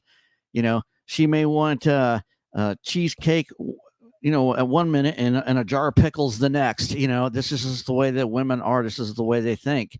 And you have to understand that you know when when you're in a relationship with a woman, that she's always going to demand more of you. You're going to be signing up with somebody and taking on a person into your life where you'll have to be responsible for them, and they're going to demand more and more and more and more from you, and it'll never be enough. Look at this gentleman here who just got his wife left him and her two daughters, you know just left him with that burden. And if you think it can't happen to you, well, all I can say is look at this gentleman on the that on this video that we just saw. And I'm going to hand it over to contriver. Thank you. Okay, so I have an answer for this one, and this is going to be a very sort of egregious or abrasive answer. Well, the fact is, we have been subverted to such an extent that we believe that patriarchy is not the natural order of a civilization. That is the recognition of the hunter gatherer phenomena. That is what I always allude to. Now, coupled with biological factors, which is imbued within the anthropology, among other things, I think that if we want to build a civilization, then we have to become more patriarchal. That is how, in the early days of Roman Empire, Julius Caesar, Marcus Aurelius, and all these people used to come. In our context in India, Chanakya, who laid the foundation of the erstwhile Mauryan Empire, was the one who was far more patriarchal than anything else.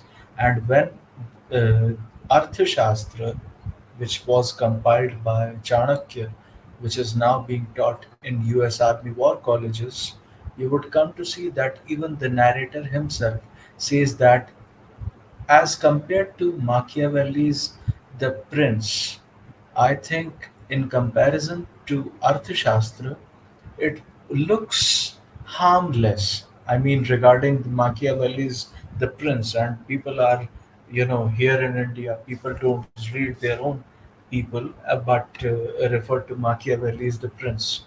But, anyways, what I'm trying to say is if you would read Vedas and Rig Vedas, which I have read a little bit of it, you would, I mean, I don't want to sound in sexist or something, but you would Oh, go right on see, ahead. you know, you would actually hear about prostitution being used, to kill your adversary, overwhelming your adversary via a woman or a cobra snake in the bedroom, Vishkanyas.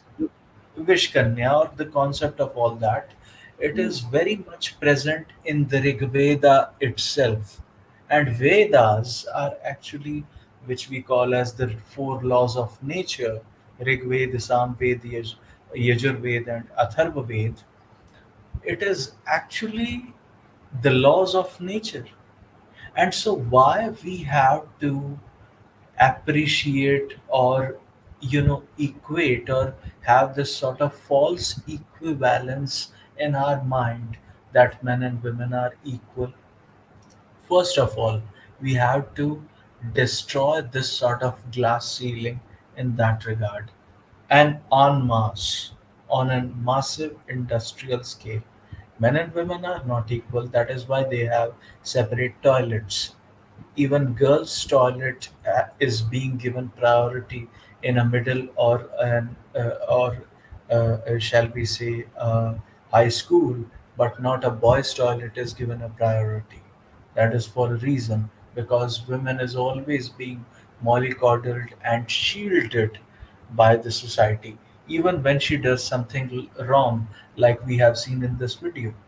She would still be mollycoddled by the police.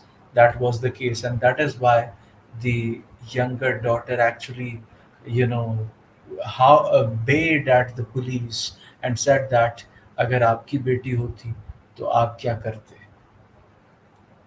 The police personnel who was the constable who was there, he had no answer because he knows what she is doing is immoral, but he can't stop them. On the top of it, he has to give her police protection. And we could see two daughters crying for their mother to come back home. This social drama is going on.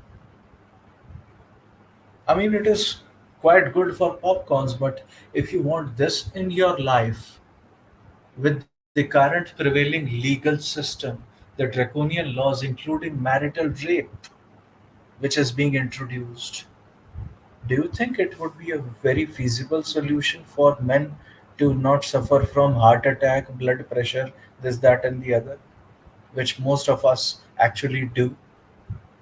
So my point is, मेरा एक ही point है, आप दूसरों के जैसे patriarchal बनिए, आपको किसी से डरना भी नहीं पड़ेगा, और आपको हर जगह ये जो मुझे बचा लो, मेरी बेटी को बचा लो, मेरे बेटे को बचा लो, ये गुहार लगानी नहीं पड़ेगी। बात असल में ये है, अब मैं सीधी-सीधी बात पे आ जाता हूँ जो कि लोगों को नहीं पसंद है। हिंदू यही सोचता है कि ये उसका देश है, ये मेरी पुलिस है, ये मेरी आर्मी है। ये ना ये आर्मी आपकी है, जब आपको कश्मीर से निकाला गया तो बचाई, ना ये आपकी आर्मी है, जब आपका कत्लेआम खालिस्तान के टाइम में हुआ तो आपको बचाई, ना ये पुलिस आपकी है जो आपको खुद पकड़ के ले जाती है जब दहेज प्रथा का केस आपकी बहू आपके खिलाफ लगाती है, ना ये सरकार आपकी है। हाँ, सरकार में वोट आप दे सकते हैं, लेकिन उससे ज़्यादा कुछ नहीं। ना आपके मंदिरों के जो है पोज़ीशन आपके पास है, आपके पास कुछ नहीं है।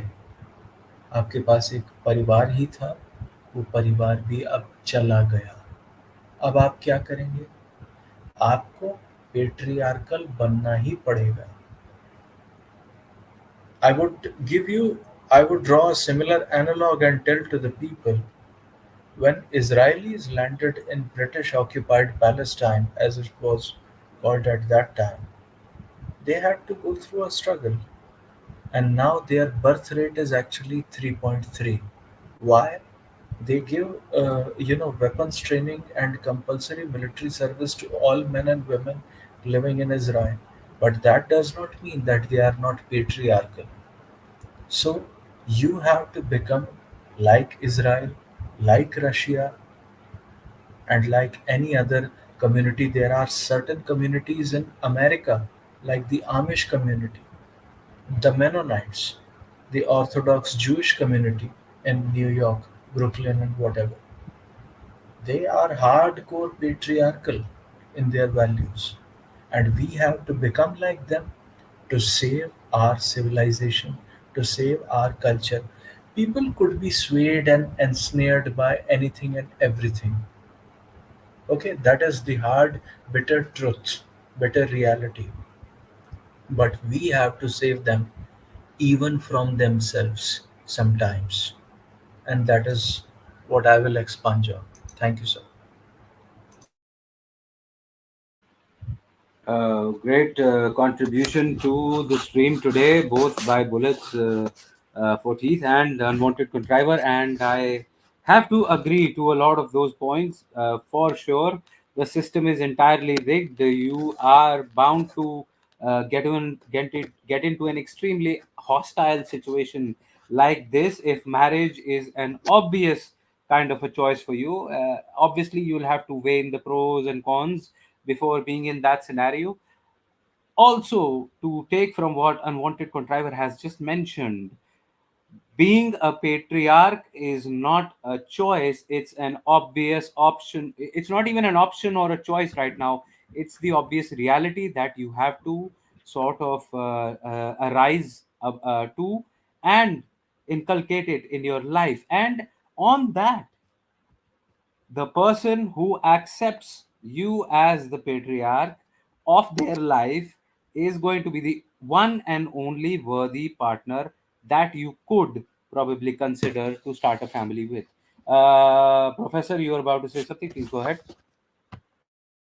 Yeah, I was just trying to like sum it up as you said, and I don't know, but the thought of becoming a passport brother is coming in my head right now so bad. But I know, like in India, where can we go to become a passport brother? Because it's quite easy for like people in the West to become passport brother, but for Indians and especially for like Hindu male, it's a different reality. See, that again is a kind of a lifestyle of its own, but I would say, uh, as far as I am concerned, you cannot run too far from the problem anywhere today in this world, my friend. It's everywhere. Trust me. When I say everywhere, it's almost everywhere. Yeah, Yeah. Philippines seems to be an ideal option for a lot of people from the West and certain countries of the same sort. But as of now, that is something that's uh, I don't know. I do not consider that for the Indian perspective, because at the end of the day, I would like to come back to the point that you live in a mobocracy. Everything is rigged against you. As far as the unwanted contrivers at the armed forces, certain people, certain parts, certain particular chunk, small little parts of the armed forces at times turn hostile towards this country itself and their fellow forces personnel at times. So you cannot expect much from them. They are going to just be running orders as far as the governing bodies are concerned, and whatever they want. So right now, definitely, if a person starts a family, it's going to be against all odds, and it's not a fair game. But at the end of the day, as many people who can get red pilled, as Bullets for Teeth mentioned. The more the merrier, the better it is. The more aware you are, the lesser are the chances that women get incentivized by acting in this hostile manner. The lesser the women start getting incentivized, uh, the more it turns out to be a SAR scheme. And probably then we can look forward to a better time. Bullets, over to you. Yeah, I'd just like to say to all the young men out there, you have value. You have value. Don't pine away and cry and whine why women aren't paying you any attention. D- don't give them any. Don't give them any of your value. Do not. And here in the United States, we say we have a term. We say don't put the pussy on the pedestal. Maybe Contriver can translate that for everybody for the rest of the class. But as a MGTOW, I don't give women any value. They haven't given me any reason to. So why are you walking around, and whining why women aren't paying you attention, and they're not giving you any value or anything in return for that. You have to understand, you're dealing with a gender that is born into this world with a sense of entitlement because they're praised as the little princess, when they're little girls and they're brought up like little Barbie dolls, and they're spoiled rotten. And then when they come out in the real world, they expect the same thing. And if you can't qualify, if you can't fill that void that daddy filled, then yeah, they're gonna reject you. You're not going to meet that status quo, and what I call the feminist status quo. And the other thing is the same can be said for like young men that grow up in their families and haven't gone through rites of passage, or they were coddled when they were young. We're experiencing this in our younger generation right now. We have a whole generation of millennials that are just like uh, freaking out because when they were little, they used to get these participation trophies. They used to get coddled by the teachers and everything, and spoiled rotten. But when they come out into the dating market and the women they're encountering in the dating market are rejecting them, they don't know how to handle it. They don't know how to handle it. They don't know. They've never been rejected before, And oh man, dude, for all you young guys out there, hey man, I understand. I've been in your shoes. Morpheus and Contriver been in your shoes. We've been shot down before too, and yes, it can be crushing on your self-esteem. But you need to learn how to be your own hero. You need to pick yourself up and be your own man, and be very careful on when dealing with women and what value you place on them. You know, um, I go on and on about this on my own channel. I'm going to get together with Contriver in the future, and hopefully we'll come back next week and we can expound on this. I'd like to thank everybody for, inviting me up. It's been awesome, and I hope to do it again. So namaste to all my MGTOW brothers out there. Thank you. Yes, indeed, and we will look forward to have a detailed session with you, Bullets for Teeth and Unwanted Contriver, about whatever has been your findings in terms of that 30-minute piece of the documentary that you've put together, and it will be a highly enlightening sort of a stream for us, and I'll be more than thankful, and from the depths of my heart. Namaste, and thank you for being with us today. And you can stick around for as long as you want, because we are still going to be discussing this, expanding on what the audience has brought in today. And on that front, we have this important question that Sharma ji ka ladka has put forward. Here's a shocking fact: most young women in India today are earning more than most young men. The massive wealth displacement has turned a huge population of Indian women into millionaires. Imagine what will happen when these new young millionaire women learn about financial management. They will take over everything from men. Pure horror. And I think he has something more to say. Just a moment. Women beating men at the money game will destroy Indian masculine men to a point of no return. Imagine all men in blue collar positions and only women as decision makers. Horrifying. Well, I'm not sure that this is going to be 100% sort of a reality, because many businesses do not sort of have the virtue, or they don't have that kind of value to provide to the society that they can rise to that extent.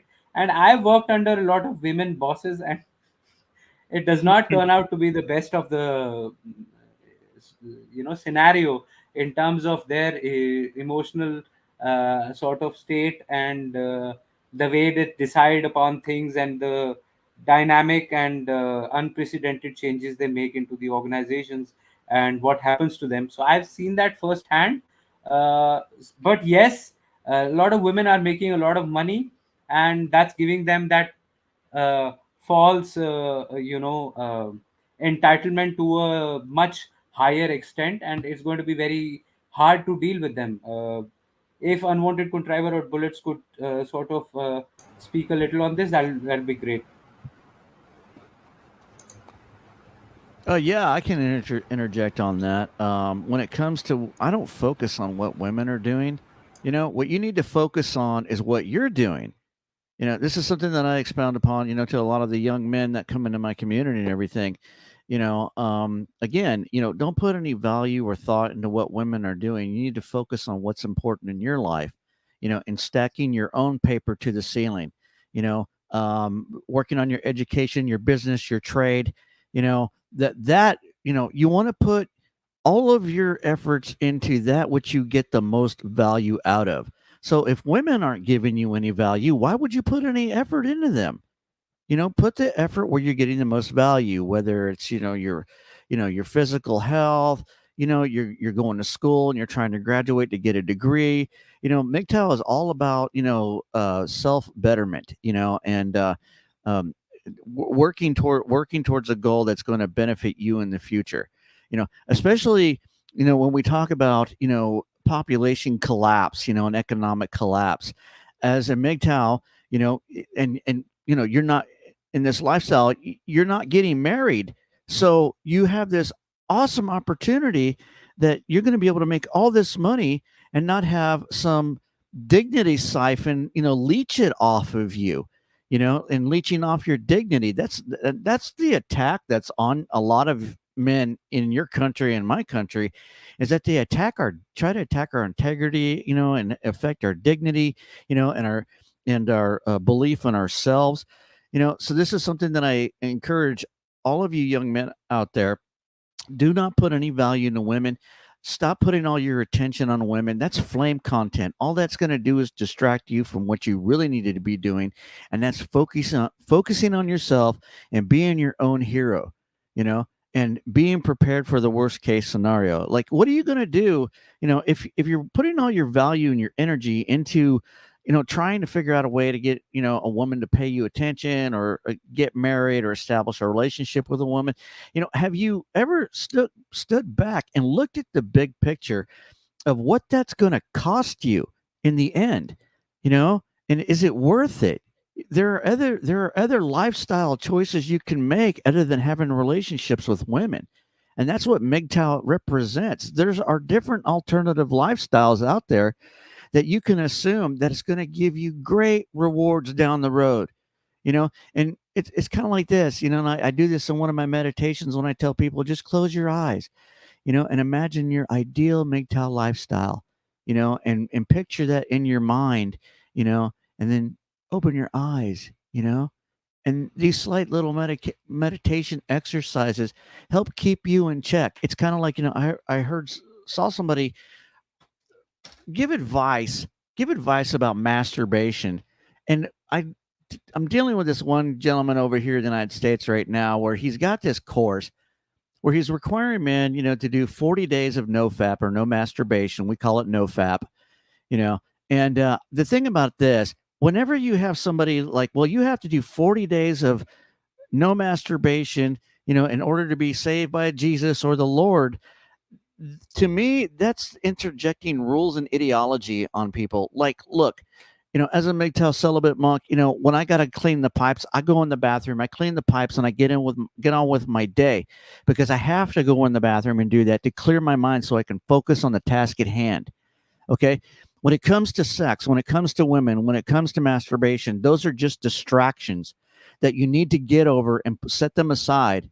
Do whatever you need to do. If you got to watch porn and stuff, in order to do what you need to do, just to get that, out of your mind, so you can put your energy and focus back on the task at hand. It's kind of like, I remember when I was going through the bouts of loneliness, when I was going through my fortitude trials, as a celibate abstinent monk, and the first 3 or 4 years was the most hardest, you know, and dude, I fapped just like any other dude, because I had to, you know, and I kind of like lost my train of thought there, but getting off on the topics, but there's nothing wrong with that. It's perfectly natural. It's perfectly normal. And, you're not going to grow hair on your palms, or anything silly like that. It's just natural. It's a process that you have to go through. I went through my process, and you're going to be moving forward at your own process. And you need to focus on what you need to do that's going to help you focus on that process.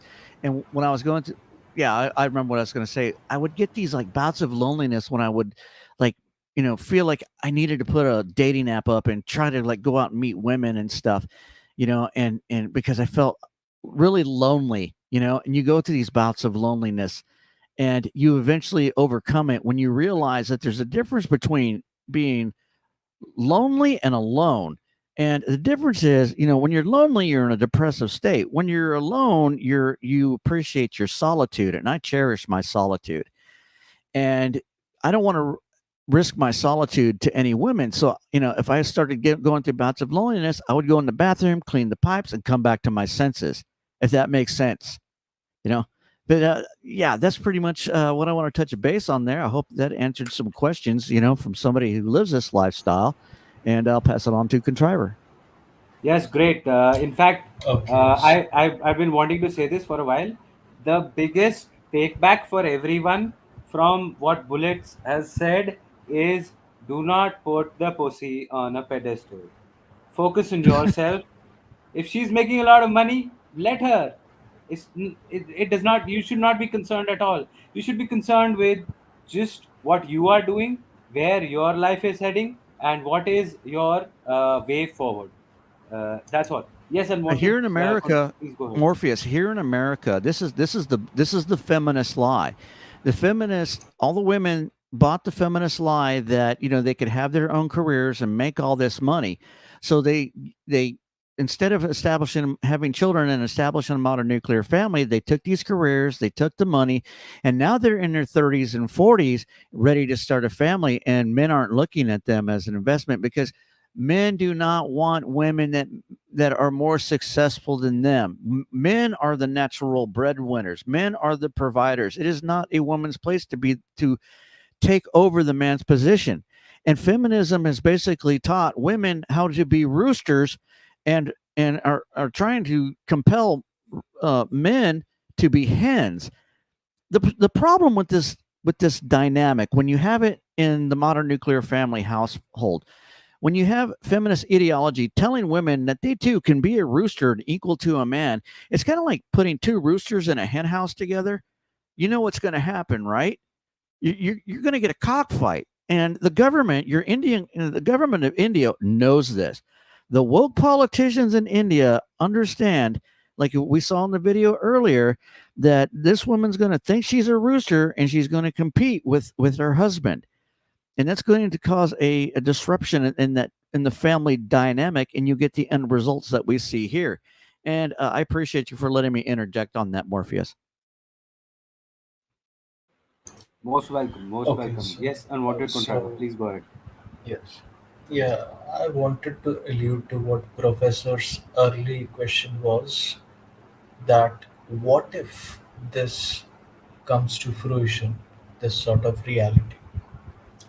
I would say this sort of reality would come to fruition only when it would culminate into something called a collapse. Economy would collapse. totally, wholly, solely. Write it down on a blank check right now and cash it for 1 crore rupees on that very day, and you would see my foresight and my prediction coming to reality. It would convert into truth. Why? Because women are naturally the nurturers. They are not the money generators.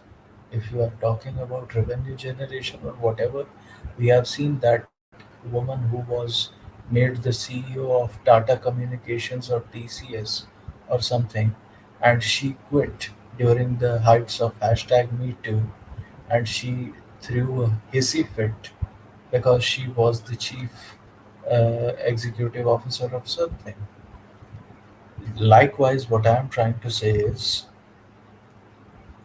American economy, which people always look up to, American society is what people always look up to, and it is all a lie. So, when that society would collapse, this delusion that has been cultivated here for, uh, shall I say, multiple decades, would also collapse. That we have to have equality of some sort. Men and women are not equal. They were never to begin with. But we somehow, uh, you know, destroy a man's masculinity to make them equal. Well, that would result in depopulation, dysfunctional families, and the destruction of the family unit at hand. And that is why I want to lay emphasis in that, in the wake of all of that. My focus is only on a boy who has been rendered helpless and hapless in the first place. It didn't happen out of happenstance. It happened because of a deliberate effort to destroy him even before the day he was born. My focus is on boys. Nobody wants to actually lay emphasis on focusing on boys and men who would be the next generation of sperm donors, cannon fodders, revenue generators, and the custodians of the civilization. We have seen the results in the early days of Islamic invasion of the Indian subcontinent because people either were too busy fighting each other or they were not even fighting at all. They left their martial prowess.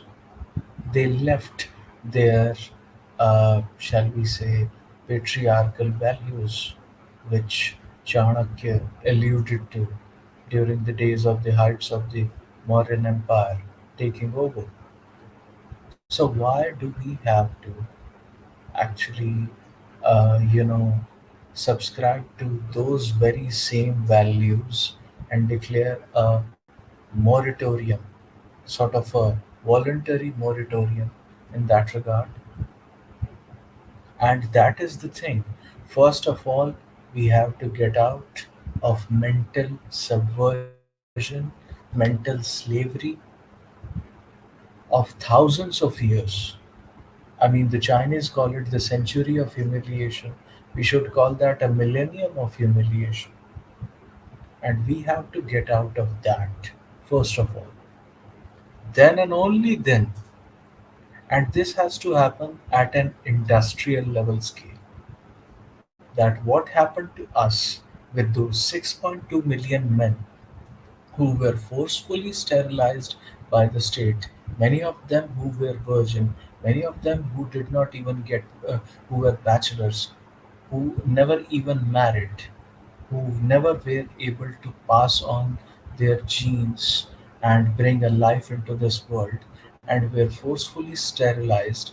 We have to become aware of our rights as human beings.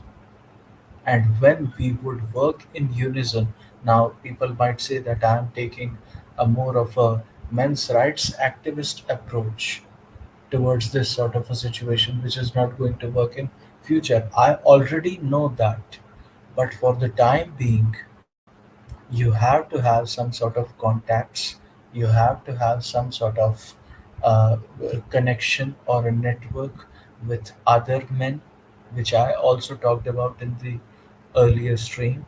And this is how I'm going to present to the public. If men are not there, women cannot win any war, be it with China, be it with Pakistan, or be it with, any other country, any other Tom, Dick, or Harry sort of a country in the world. Okay, it is the men who sacrifice themselves. Even a Westerner is amongst us. I would say the combat casualty percentage of men, even today, after all these soy boys and whatnot, uh, even in the US military, is 95% men. And those women who get martyred in that is only and only because they are from the logistics line or whatever. Even in United States, women don't have to sign up for a draft. That is the US military draft. Every man has to sign up for a draft and then can get his voting rights. Do you know from which historical precedents they took reference from? It was the earlier Roman legions in the erstwhile Roman Empire, when they used to have a boy who would get inducted into the Roman legions, and when he would come back from Roman military school as training, then he would get inducted, and then the Roman state or the Roman Empire would issue him a wife. Okay, or if he loved someone, a noble or a sovereign or whatever, he would approach the man for his daughter's hand in a marriage. That is more like a Gandharva Vivah or whatever Arjun has done, spreading his seed all over the place. Bhim has done the same. So why do we, shy away from patriarchy, which is in our culture? There is no culture without patriarchy. Patriarchy is natural. Mother Nature has bestowed patriarchy upon us. So we have to normalize ourselves. We have to desensitize and naturalize ourselves with all these epithets of the world, so that we would be able to bring some sort of clarity in our thoughts, first of all. I mean, forget about women for a second. In our thought process as well, आपको देवी माँ की पूजा करनी है, आप करो. देवी माँ की photo है, देवी माँ की मूर्ति है, देवी माँ के भजन है, देवी माँ के मंत्र हैं, देवी माँ की आरती आप कर सकते हो. अगर आपके घर में एक कैलेंडर भी है देवी माँ का, आप उसकी आरती कर सकते हो. लेकिन ये कई कई ये जो लिबरल साधुओं ने हमको सिखा दिया है ना कि हर लड़की के अंदर देवी माँ का रूप देखा करो. ये किसने सिखा दिया भैया तुमको? बहन बेटी सिंड्रोम। नहीं, तो हर किसी को बहन बेटी मान के नहीं चलना. पहली बात तो तुम्हारी शादी नहीं होगी. भगवान राम भी उस जमाने में हे देवी करके किसी को बोल देंगे, लेकिन किसी को बहन बेटी कोई नहीं बनाता था. ये बड़े अपने आप को ये चैंपियन बना रहे हैं. अरे भैया, तुम बाल ब्रह्मचारी हो, तुम रहो. दूसरा क्यों बने तुम्हारे चक्कर में? तो No, इसीलिए मैं ये actually, सारी बातें issue तो कर रहा हूँ. यही है that primarily the traditional roles of the traditional gender roles need to take forefront, need to come to the forefront, back to the forefront. मैं बोलूँगा, I'll say one thing. See, guys, all the young ones, okay, understand this. Whether you adopt patriarchy or not, you are going to be labeled a patriarch and demonized for years and decades and centuries to come, because the seed has always been has already been sowed. The the evil plant has germinated and it's come out of the soil and it's growing exponentially. So you are going to be labeled a patriarch nonetheless. You might as well be one and then take that label as a sort of a medal or something, you know. So because that's going to be the only antidote to whatever you're going to face in the future at the end of the day. That's what I wanted to contribute to this. Exactly. Wear that as a badge of honor. No need to actually pay attention to what a woman says. I mean, paying attention to what a woman does is what I would refer to, because actions actually speak louder than words.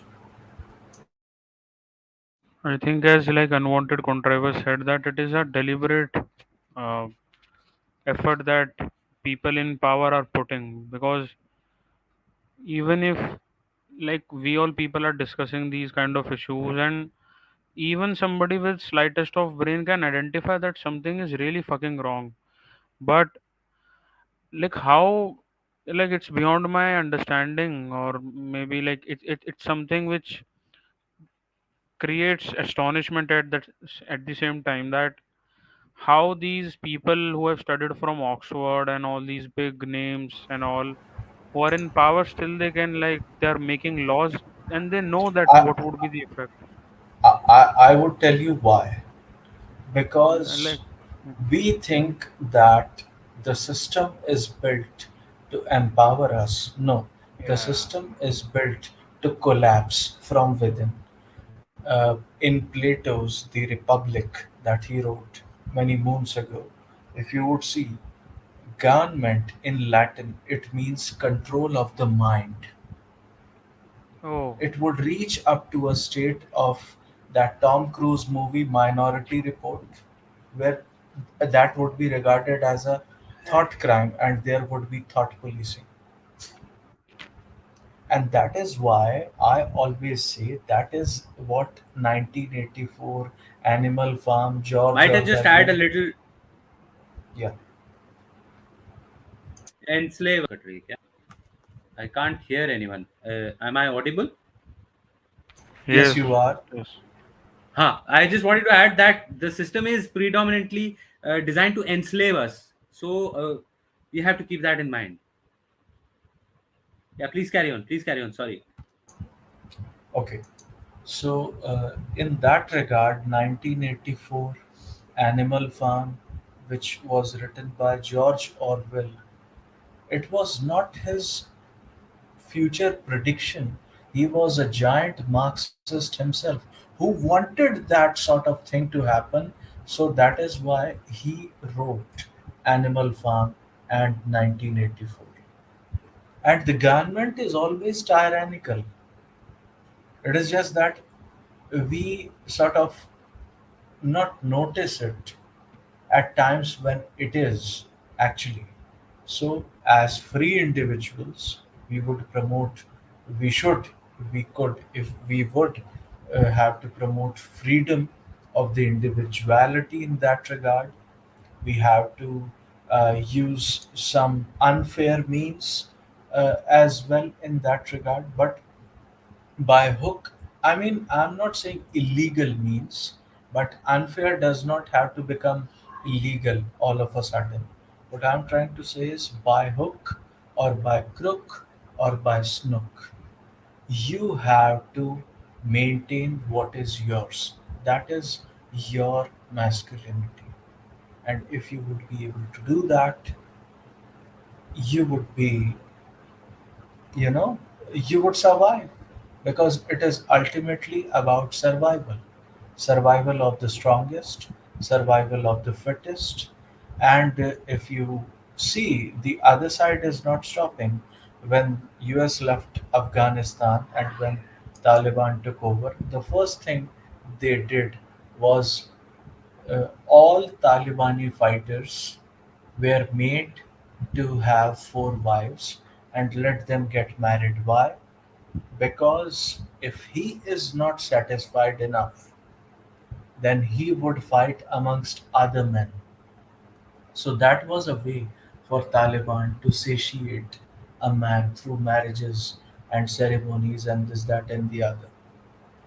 So we should also incentivize and be practical and patriarchal, which is, I would call, the recognition of the natural order of a civilization. That is a hunter and a gatherer. Men are always the hunters, women are always the gatherers. Even if you are an atheist and you don't believe in law, the natures of law or whatever, you would see that in anthropology, evolutionary biology, and everything else. So that is the thing. You have to make a distinction. And exceptions do not disprove the rule. Okay? Tom Likas used to say even a broken clock is accurate twice a day, but that does not mean that it is going to be accurate 24/7, 365. And that is the motto that we have to subscribe to as well. There is something called, shall we say, thinking, and there is something called practicality. We have to be much more realistic rather than becoming filmy in our lingo. That is what I have to say.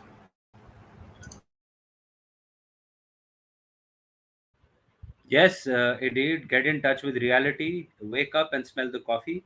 And Feminist Layer has given us the 2021 data as well in the comments. I'm just trying to locate it in the live chat on the computer, but it's weird that I can see it on my phone on YouTube. So I'll read from there. In 2021, the male to female ratio of suicide victims was 72.5 is to 27.4 men is to women, while 70.9 is to 29.1 in 2020. The total number of male suicides was 1 lakh 18,979, and female suicides accounted Jesus. for 45,026.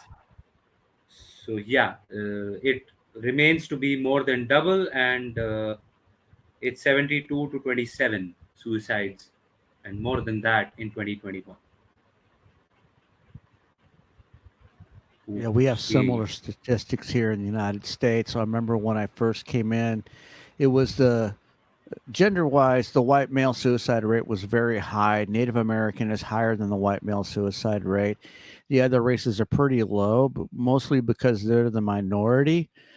But it's increased here in the United States ever since I came into MGTOW. I think it was at 14%. Right now, I think it's like at 20 to 21%. It's absurd. To all you young men out there, again, it's not your fault. The predicament that you find yourself in. You have to understand that you're dealing against a monolithic governmental, propaganda machine that's meant to beat you down and empower one gender over the other, the same as they did here in the United States.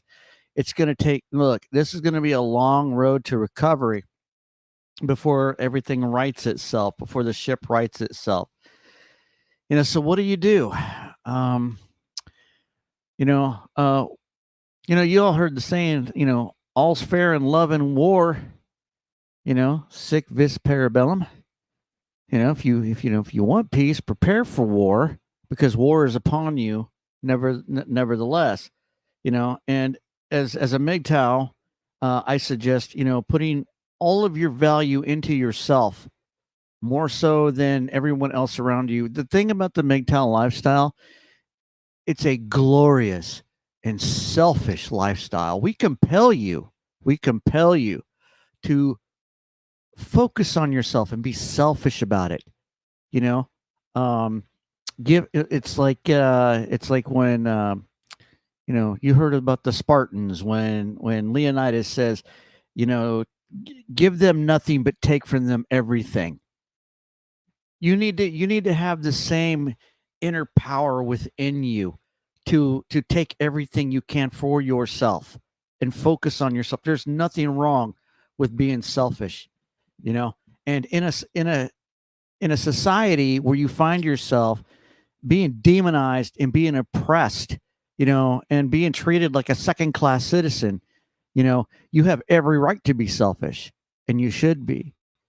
This is, one thing that I compel mentors, that are stepping up into the MGTOW lifestyle themselves, you know, to invoke that and initiate men to also be selfish, with their lifestyles. You owe women nothing because they have given you nothing. So give them nothing in return. Put all your value where it counts the most, and that's in yourself. As a MGTOW mentor, and I want to encourage you, gentlemen, to look at each other, lean on each other, as your own brotherhood, to also inspire other men like yourselves, and endow them with this knowledge, educate them with this knowledge, and um, understand that I was trying to lead up to this a little more fluidly, but there's a quote by an author, an American author by the name of Robert Bly. He's an author and a poet, and they call him the godfather of the Manosphere. And if you're not familiar with Robert Bly, he's got some very interesting books on poetry. There's some videos on him on YouTube. I highly suggest you seek him out and use him as a model. But I'd like to, if I can say this quote, he says, in ordinary life, a mentor can guide a young man through various disciplines, helping to bring him out of boyhood into manhood. And that in turn is associated not with bodybuilding, but with building an emotional body capable of containing more than one sort of ecstasy. It's something to meditate on, something to engage in deep thought with yourself. And when you engage these young men, because they need you, your brothers need you, especially your younger brothers, men that are just coming into the MGTOW community or the men's rights activist community. You need to hold these men in your heart, and initiate them and remind them that it's not their fault. There's nothing wrong with them. God don't make no junk, but yeah, I just, again, I'm very grateful that you allowed me the time to interject this wisdom, and I hope it, helps you go out there and seize the day. Thank you. Thank you so much, Bullets for Teeth, and each and every word that comes from you is supposed to be the beacon of light that should sort of lead a lot of young men on the path to self-realization, self-actualization, and self-growth, self-improvement, and creating something worthy out of themselves. And I'm really thankful for you to contribute in that manner in today's stream. Feminist Layer, thank you so much for bringing Morpheus. forward. Yes, sir. Ek minute. Morpheus, if I may interject again, I want to clarify. Allow me to clarify, because Sure, I've sure, sure. talked to Contriver, and I talked to my other brothers about this. Don't look to me to be your leader. This I've had so many men come up to me and ask me to lead their group, lead their community. No. That's not how MGTOW works. As a MGTOW mentor, I'm here to teach you how to become your own leader. Don't stand in front of me. Don't stand behind me. Stand beside me as your own leader. If that makes any sense to you, that's MGTOW, because I can endow a young man with this wisdom, but as he has to go out in the world and be his own leader and initiate that himself. If that makes sense. Yes, yes, indeed, that makes complete sense. In fact, I personally am the kind of person who's against creating prophets and leaders that you want to look up to. I always want to look into the mirror for any kind of inspiration that I want. So I completely understand what you're saying, and I totally agree to it. Uh, just to add, with the permission of the fellow interlocutors, into what Please, Mr. please, Bullets please. actually alluded to, why do we feel depressed, or why do we feel saddened by the fact as to what it has become, the society's sad state of affairs? There are two things for that. And to quote Adam Lane Smith, who is a marriage counselor over there, he says that male depression is, first of all, I would touch both subjects, but first I want to give 30 seconds to this one regarding male depression and to what sort of a monster it is. And here Adam Lane Smith, who is a matrimonial dispute marriage counselor, a psychologist himself, just like Jordan Peterson, says that male depression is always a consequence of learned helplessness. But therapists and medical professionals treat it as female depression and make a man feel loved instead of being powerful.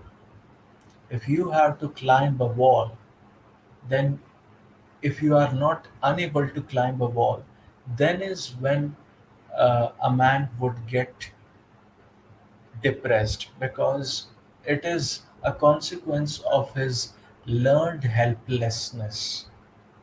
Now, if someone teaches him how to climb that sort of insurmountable wall, hypothetically, of course, then he would not feel depressed.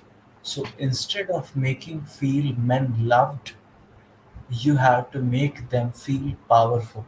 So men could do this for each other, first of all. Second of all, regarding love, women, I mean, in Dainik Bhaskar newspaper, there is a column on every Wednesday called Madhurima, in which Dr. Rachna Samandar or whatever has been writing for the last 20 years or 20 odd years, which I have been reading the sob stories about women and the you know, engulfing themselves in pity and wallowing all over it, because the senior citizen mother has been left in an old age home, and the son and daughter-in-law have arrived in New York to work as an American. Whatever, that is what the sob stories are all about. But eventually, why don't we have that very set of self love and self help books for men? How to not commit suicide, and William Barrett's a book about existentialism, that even during this entire conundrum which is going on all around us, we could live our lives peacefully, because we would be able to find our own solace.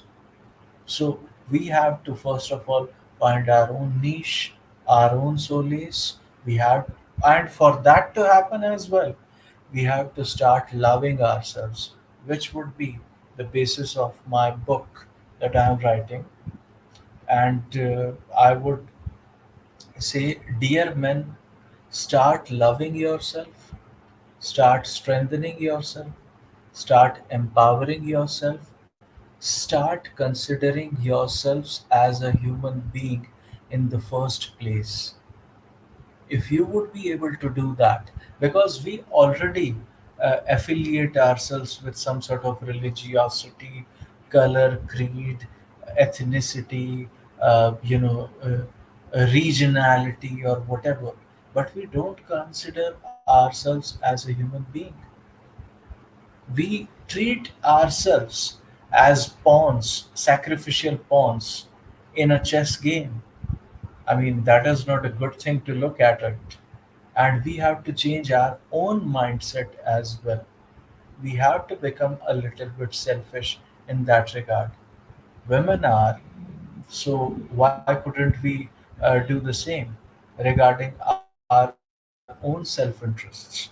And for that, we would generate self interest. We would start having a mentality towards achieving the things that Mr. Bullets wanted us as men to achieve only and only.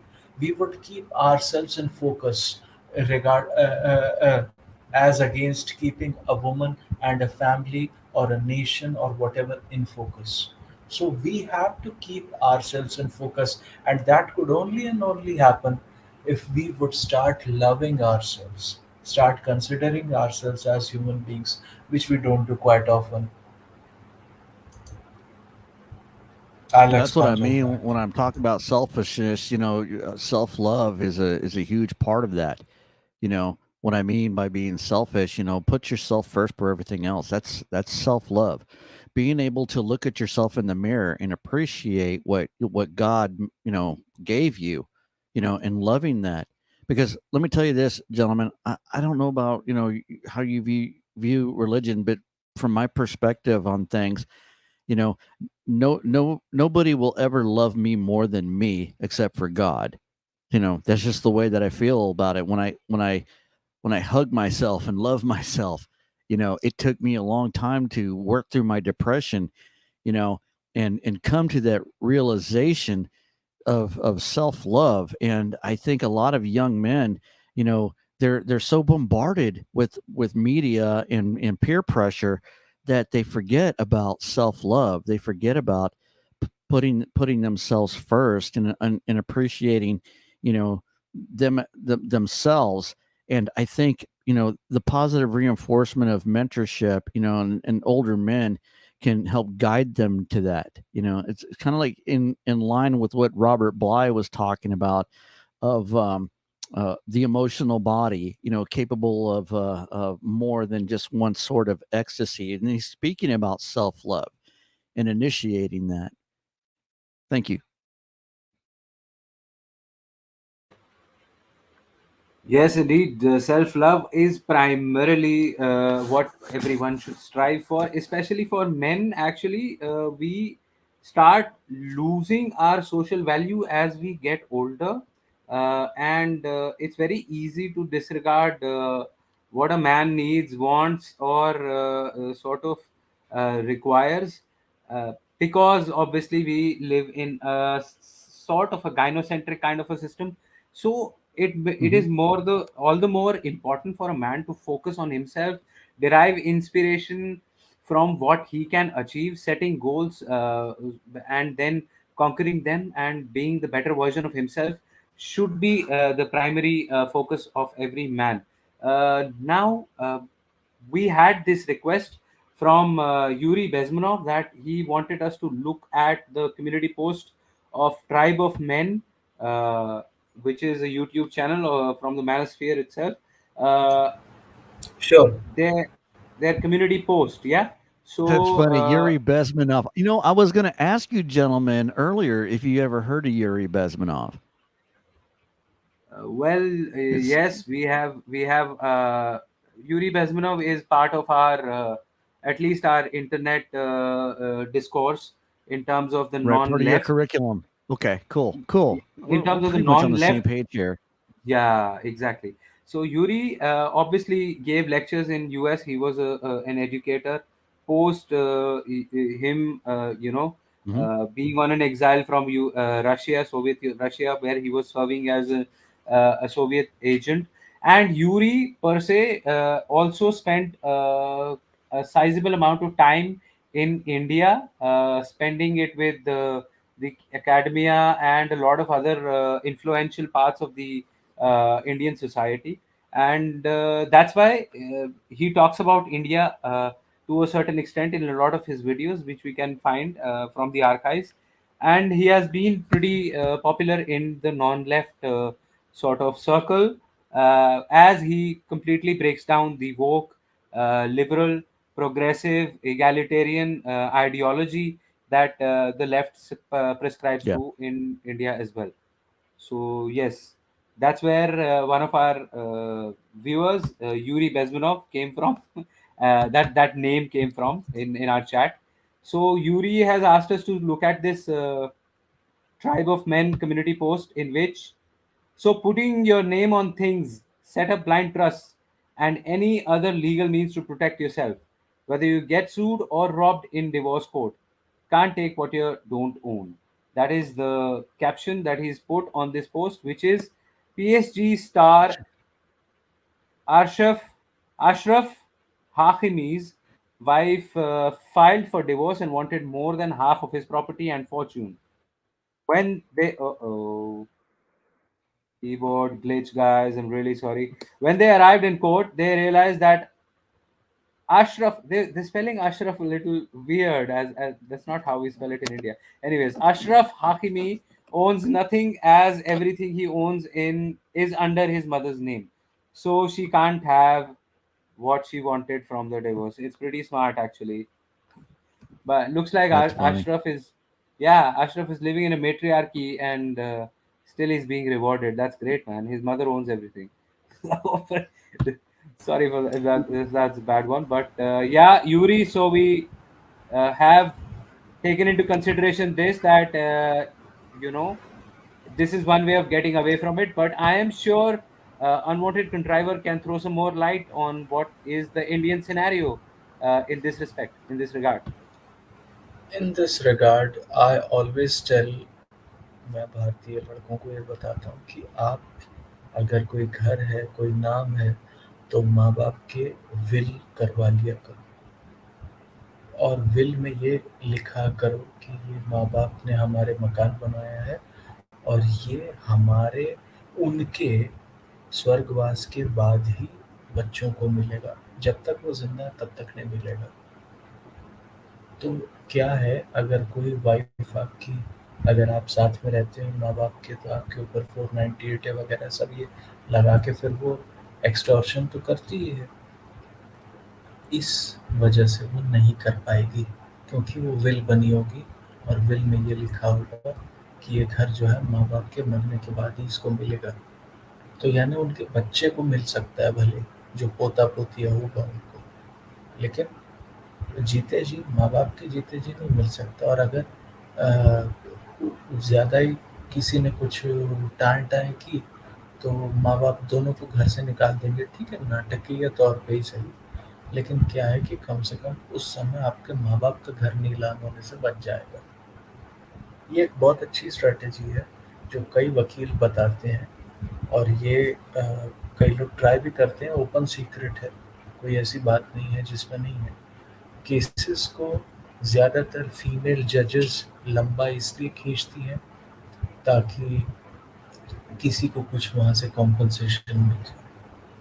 मैं कई ऐसे लोगों को जानता हूँ जिनके 7-7 साल से डिवोर्स के केसेस खींचे रहे हैं, और वो अभी तक खींचे जा रहे हैं। लेकिन अब क्या, कोई सामने कुछ नहीं बोल सकता क्योंकि मैडम जी जज बन के बैठी हुई हैं। तो ये भी सारी प्रॉब्लम्स हैं। ये तो खैर अब जैसे जैसे आगे बढ़ेंगे तब तक पता चलेगा। मैं खुद भी चाहता हूँ कि मैं इसके ऊपर पूरे फैक्ट्स वगैरह के साथ कोई प्रेजेंटेशन करूँ, और मेरी कोशिश यही रहेगी कि मैं इसको और एक अच्छे रूप में मैं ये बता सकूँ। लेकिन जैसे अशरफ हाकिमी की ये बता रहे हैं, वो इसलिए बच गया क्योंकि उसने सब कुछ अपनी मदर के नाम पे किया हुआ है। ठीक है, आम तौर पे एक आदमी नहीं बचता है, यही है। अरे भाई, हार्वर्ड एक्सपोर्ट कर रहा है, वो लंदन स्कूल ऑफ इकोनॉमिक्स भी कर रहा है। आपके खुद के देश में जेएनयू नहीं है क्या? ये इंटरसेक्शनैलिटी बहुत पहले बन चुकी थी, जब लीग ऑफ नेशंस बना था या यूनाइटेड नेशंस बना था। फिर वो रॉथस्चाइल्ड वाली कॉन्स्पिरेसी थ्योरी में जाएंगे तो और टाइम हो जाएगा। लेकिन जो मैं बता रहा हूँ कि, तो भाई वो तो पहले ही डिफेक्ट हो गए ना, जब सीजीआई वहां से ग्रेजुएट हुए तो डिफेक्ट तो हो गए। वही तो यूरी बेजमानोव ने कहा था कि No, in fact, there is another theory. I'm sorry to interject, but at times what happens is, since we have a sort of a colosseum system where it's already predetermined that the son of this guy is going to become the chief justice eventually, so the external forces will invest in them pretty young, and probably spending time in Harvard has to do with that. So one's formal education from Harvard has to become the tool to subjugate and sort of demonize the male folk and run this propaganda freely via the hands of the judiciary. So the investment has been done long back, और वो आज उसके it's bearing fruit basically. That's what it is. I would say, and this is also a historical reference that I am using, the Cambridge Five. Let us just say, at the heights of the Cold War, there were five people: Kim Philby, Kane Cancross, Anthony Blunt, and two other chaps who were from British intelligence, by the way. And this is what I'm saying, late in the 40s, when after World War II. So these people defected from British intelligence and were supplying American intelligence to Soviet KGB. How? Because they were also learning about Marxism and this, that, and the other. This is why they made a movie called The Spy Who Came In From the Cold. It is a black and white movie from the 60s, but a very good one. I have seen that. Uh, this is how the defection or the subversion was started much earlier than what we think. And even Yuri Bezmenov predates it back to the French Revolution, and he says liberté, égalité, and fraternité are lies that have been told to us since the days of the French Revolution. But defection has been started. We had the Charvak. Let us just talk about the Charvak movement. Why did it collapse? Because there were no more other people who passed on their genetics to prolong it and to convert it into a hippie lifestyle. These were hippies, I mean, 1000 years ago or something. So that is why we also think that this has been going on for years. And if the defection has been happened, whether it is from Harvard or Oxford, it doesn't matter. The defection has happened because the system in place is the very same English common law which is used both in United States, US, UK, India, everywhere else. It has been a little bit indigenized in our context to make it much more authentic and have the veracity in that regard, but it is all in all the English common law. That's it. Yeah, actually, that's the saddest part, that we are sort of, we don't have any say in it, and it has been copy pasted by from various countries. Uh, in fact, today is Bhimrao Ambedkar's birthday. What a disaster, man! For him to have taken like references from seven different countries to create our speaking constitution and everything that came after that.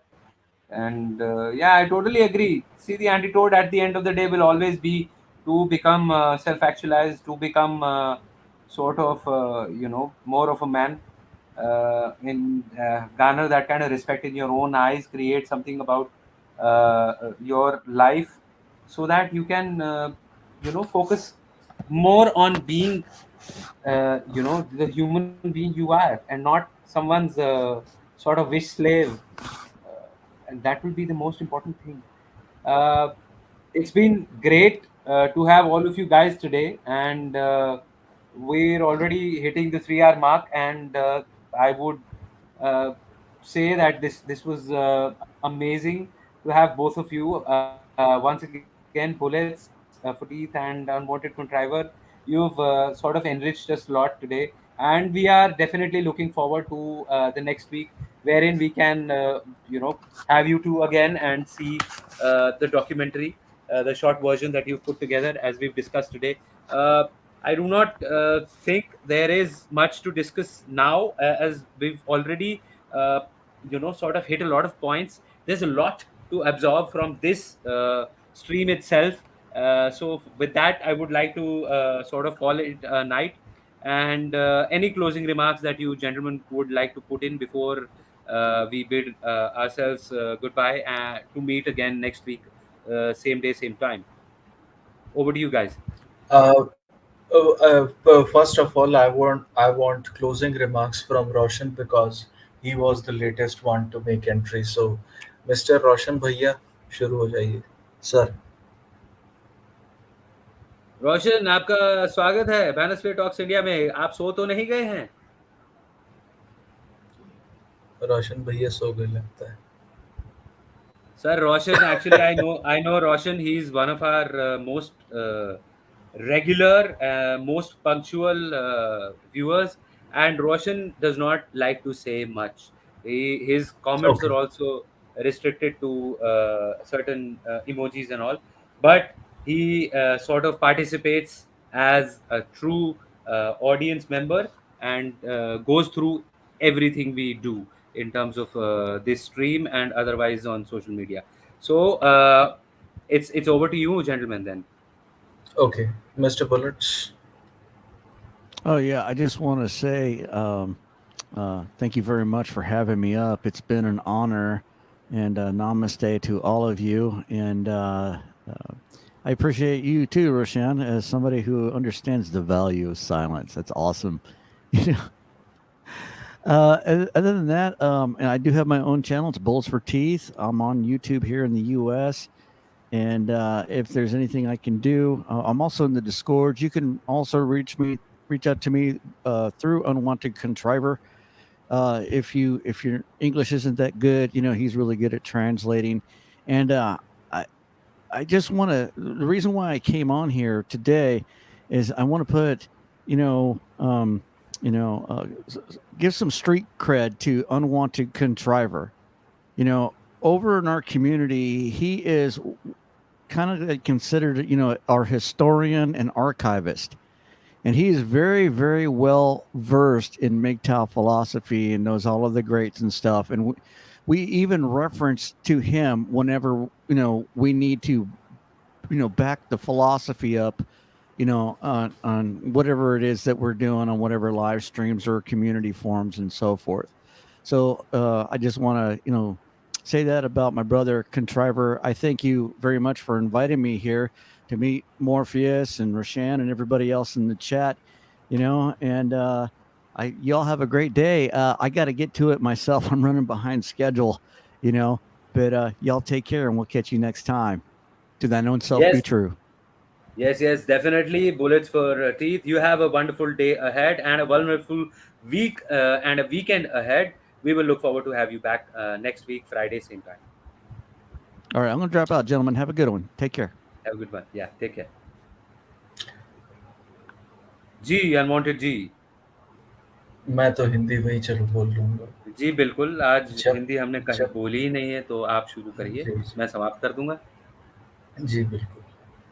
जब तक हम अपने आप से प्रेम नहीं करेंगे, तब तक हम ये नहीं समझ पाएंगे कि हम क्यों डिप्रेस्ड हैं या हम क्यों क्षुब्ध हैं किसी बात से.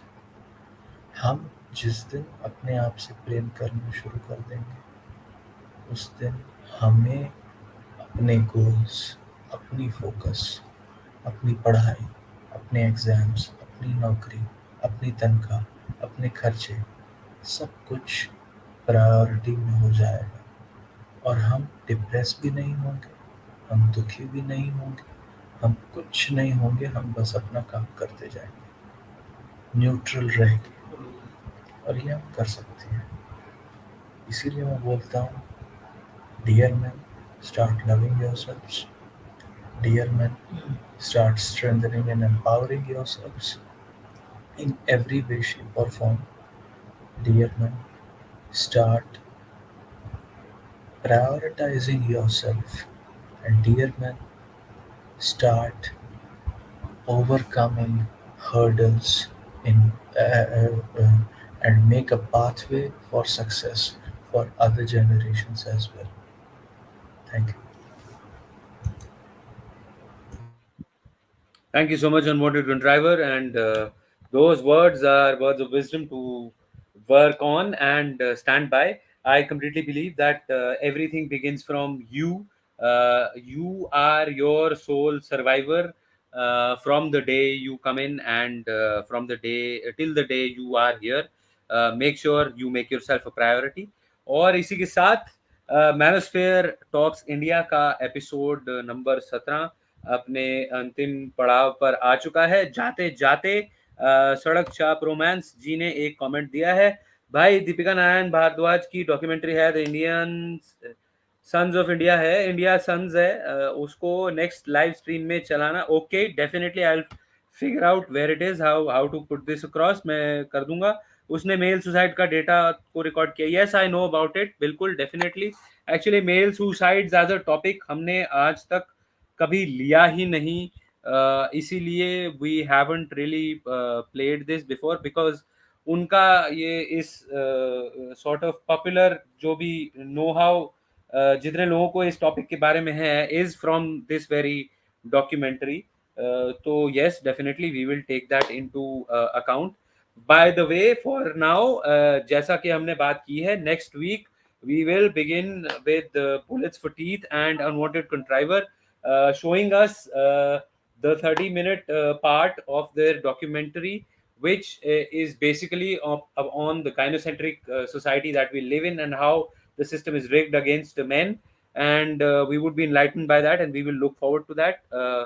Apart from that, आज की इस बेहतरीन काफी सक्सेसफुल, इसीलिए कह रहा हूं क्योंकि ये प्लेटफॉर्म मैंने शुरू ही इसीलिए किया था, सो दैट डिफरेंट टाइप के अलग अलग जगह से लोग आए और men get a place to talk and to reflect on the current things we are facing, to sort of get juices flowing so that we can understand how we can tackle certain situations that the society is bringing in front of us as a challenge.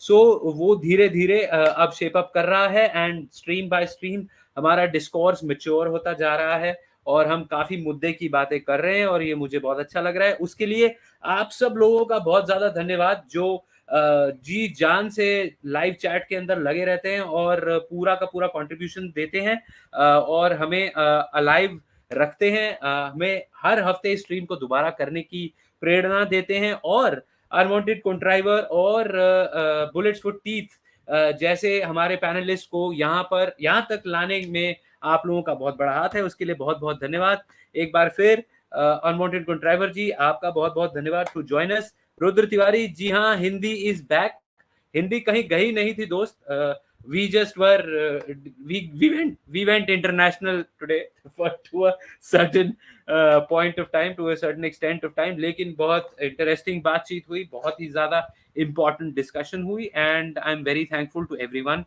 for being part of this. With that, आज की इस stream के लिए बहुत बहुत आप सबका धन्यवाद। शुभ रात्रि, अपना ख्याल रखिएगा। May you have a great weekend and a great week ahead. Jai Shri Ram. जय Shri. See you next week, everybody. Have a great night.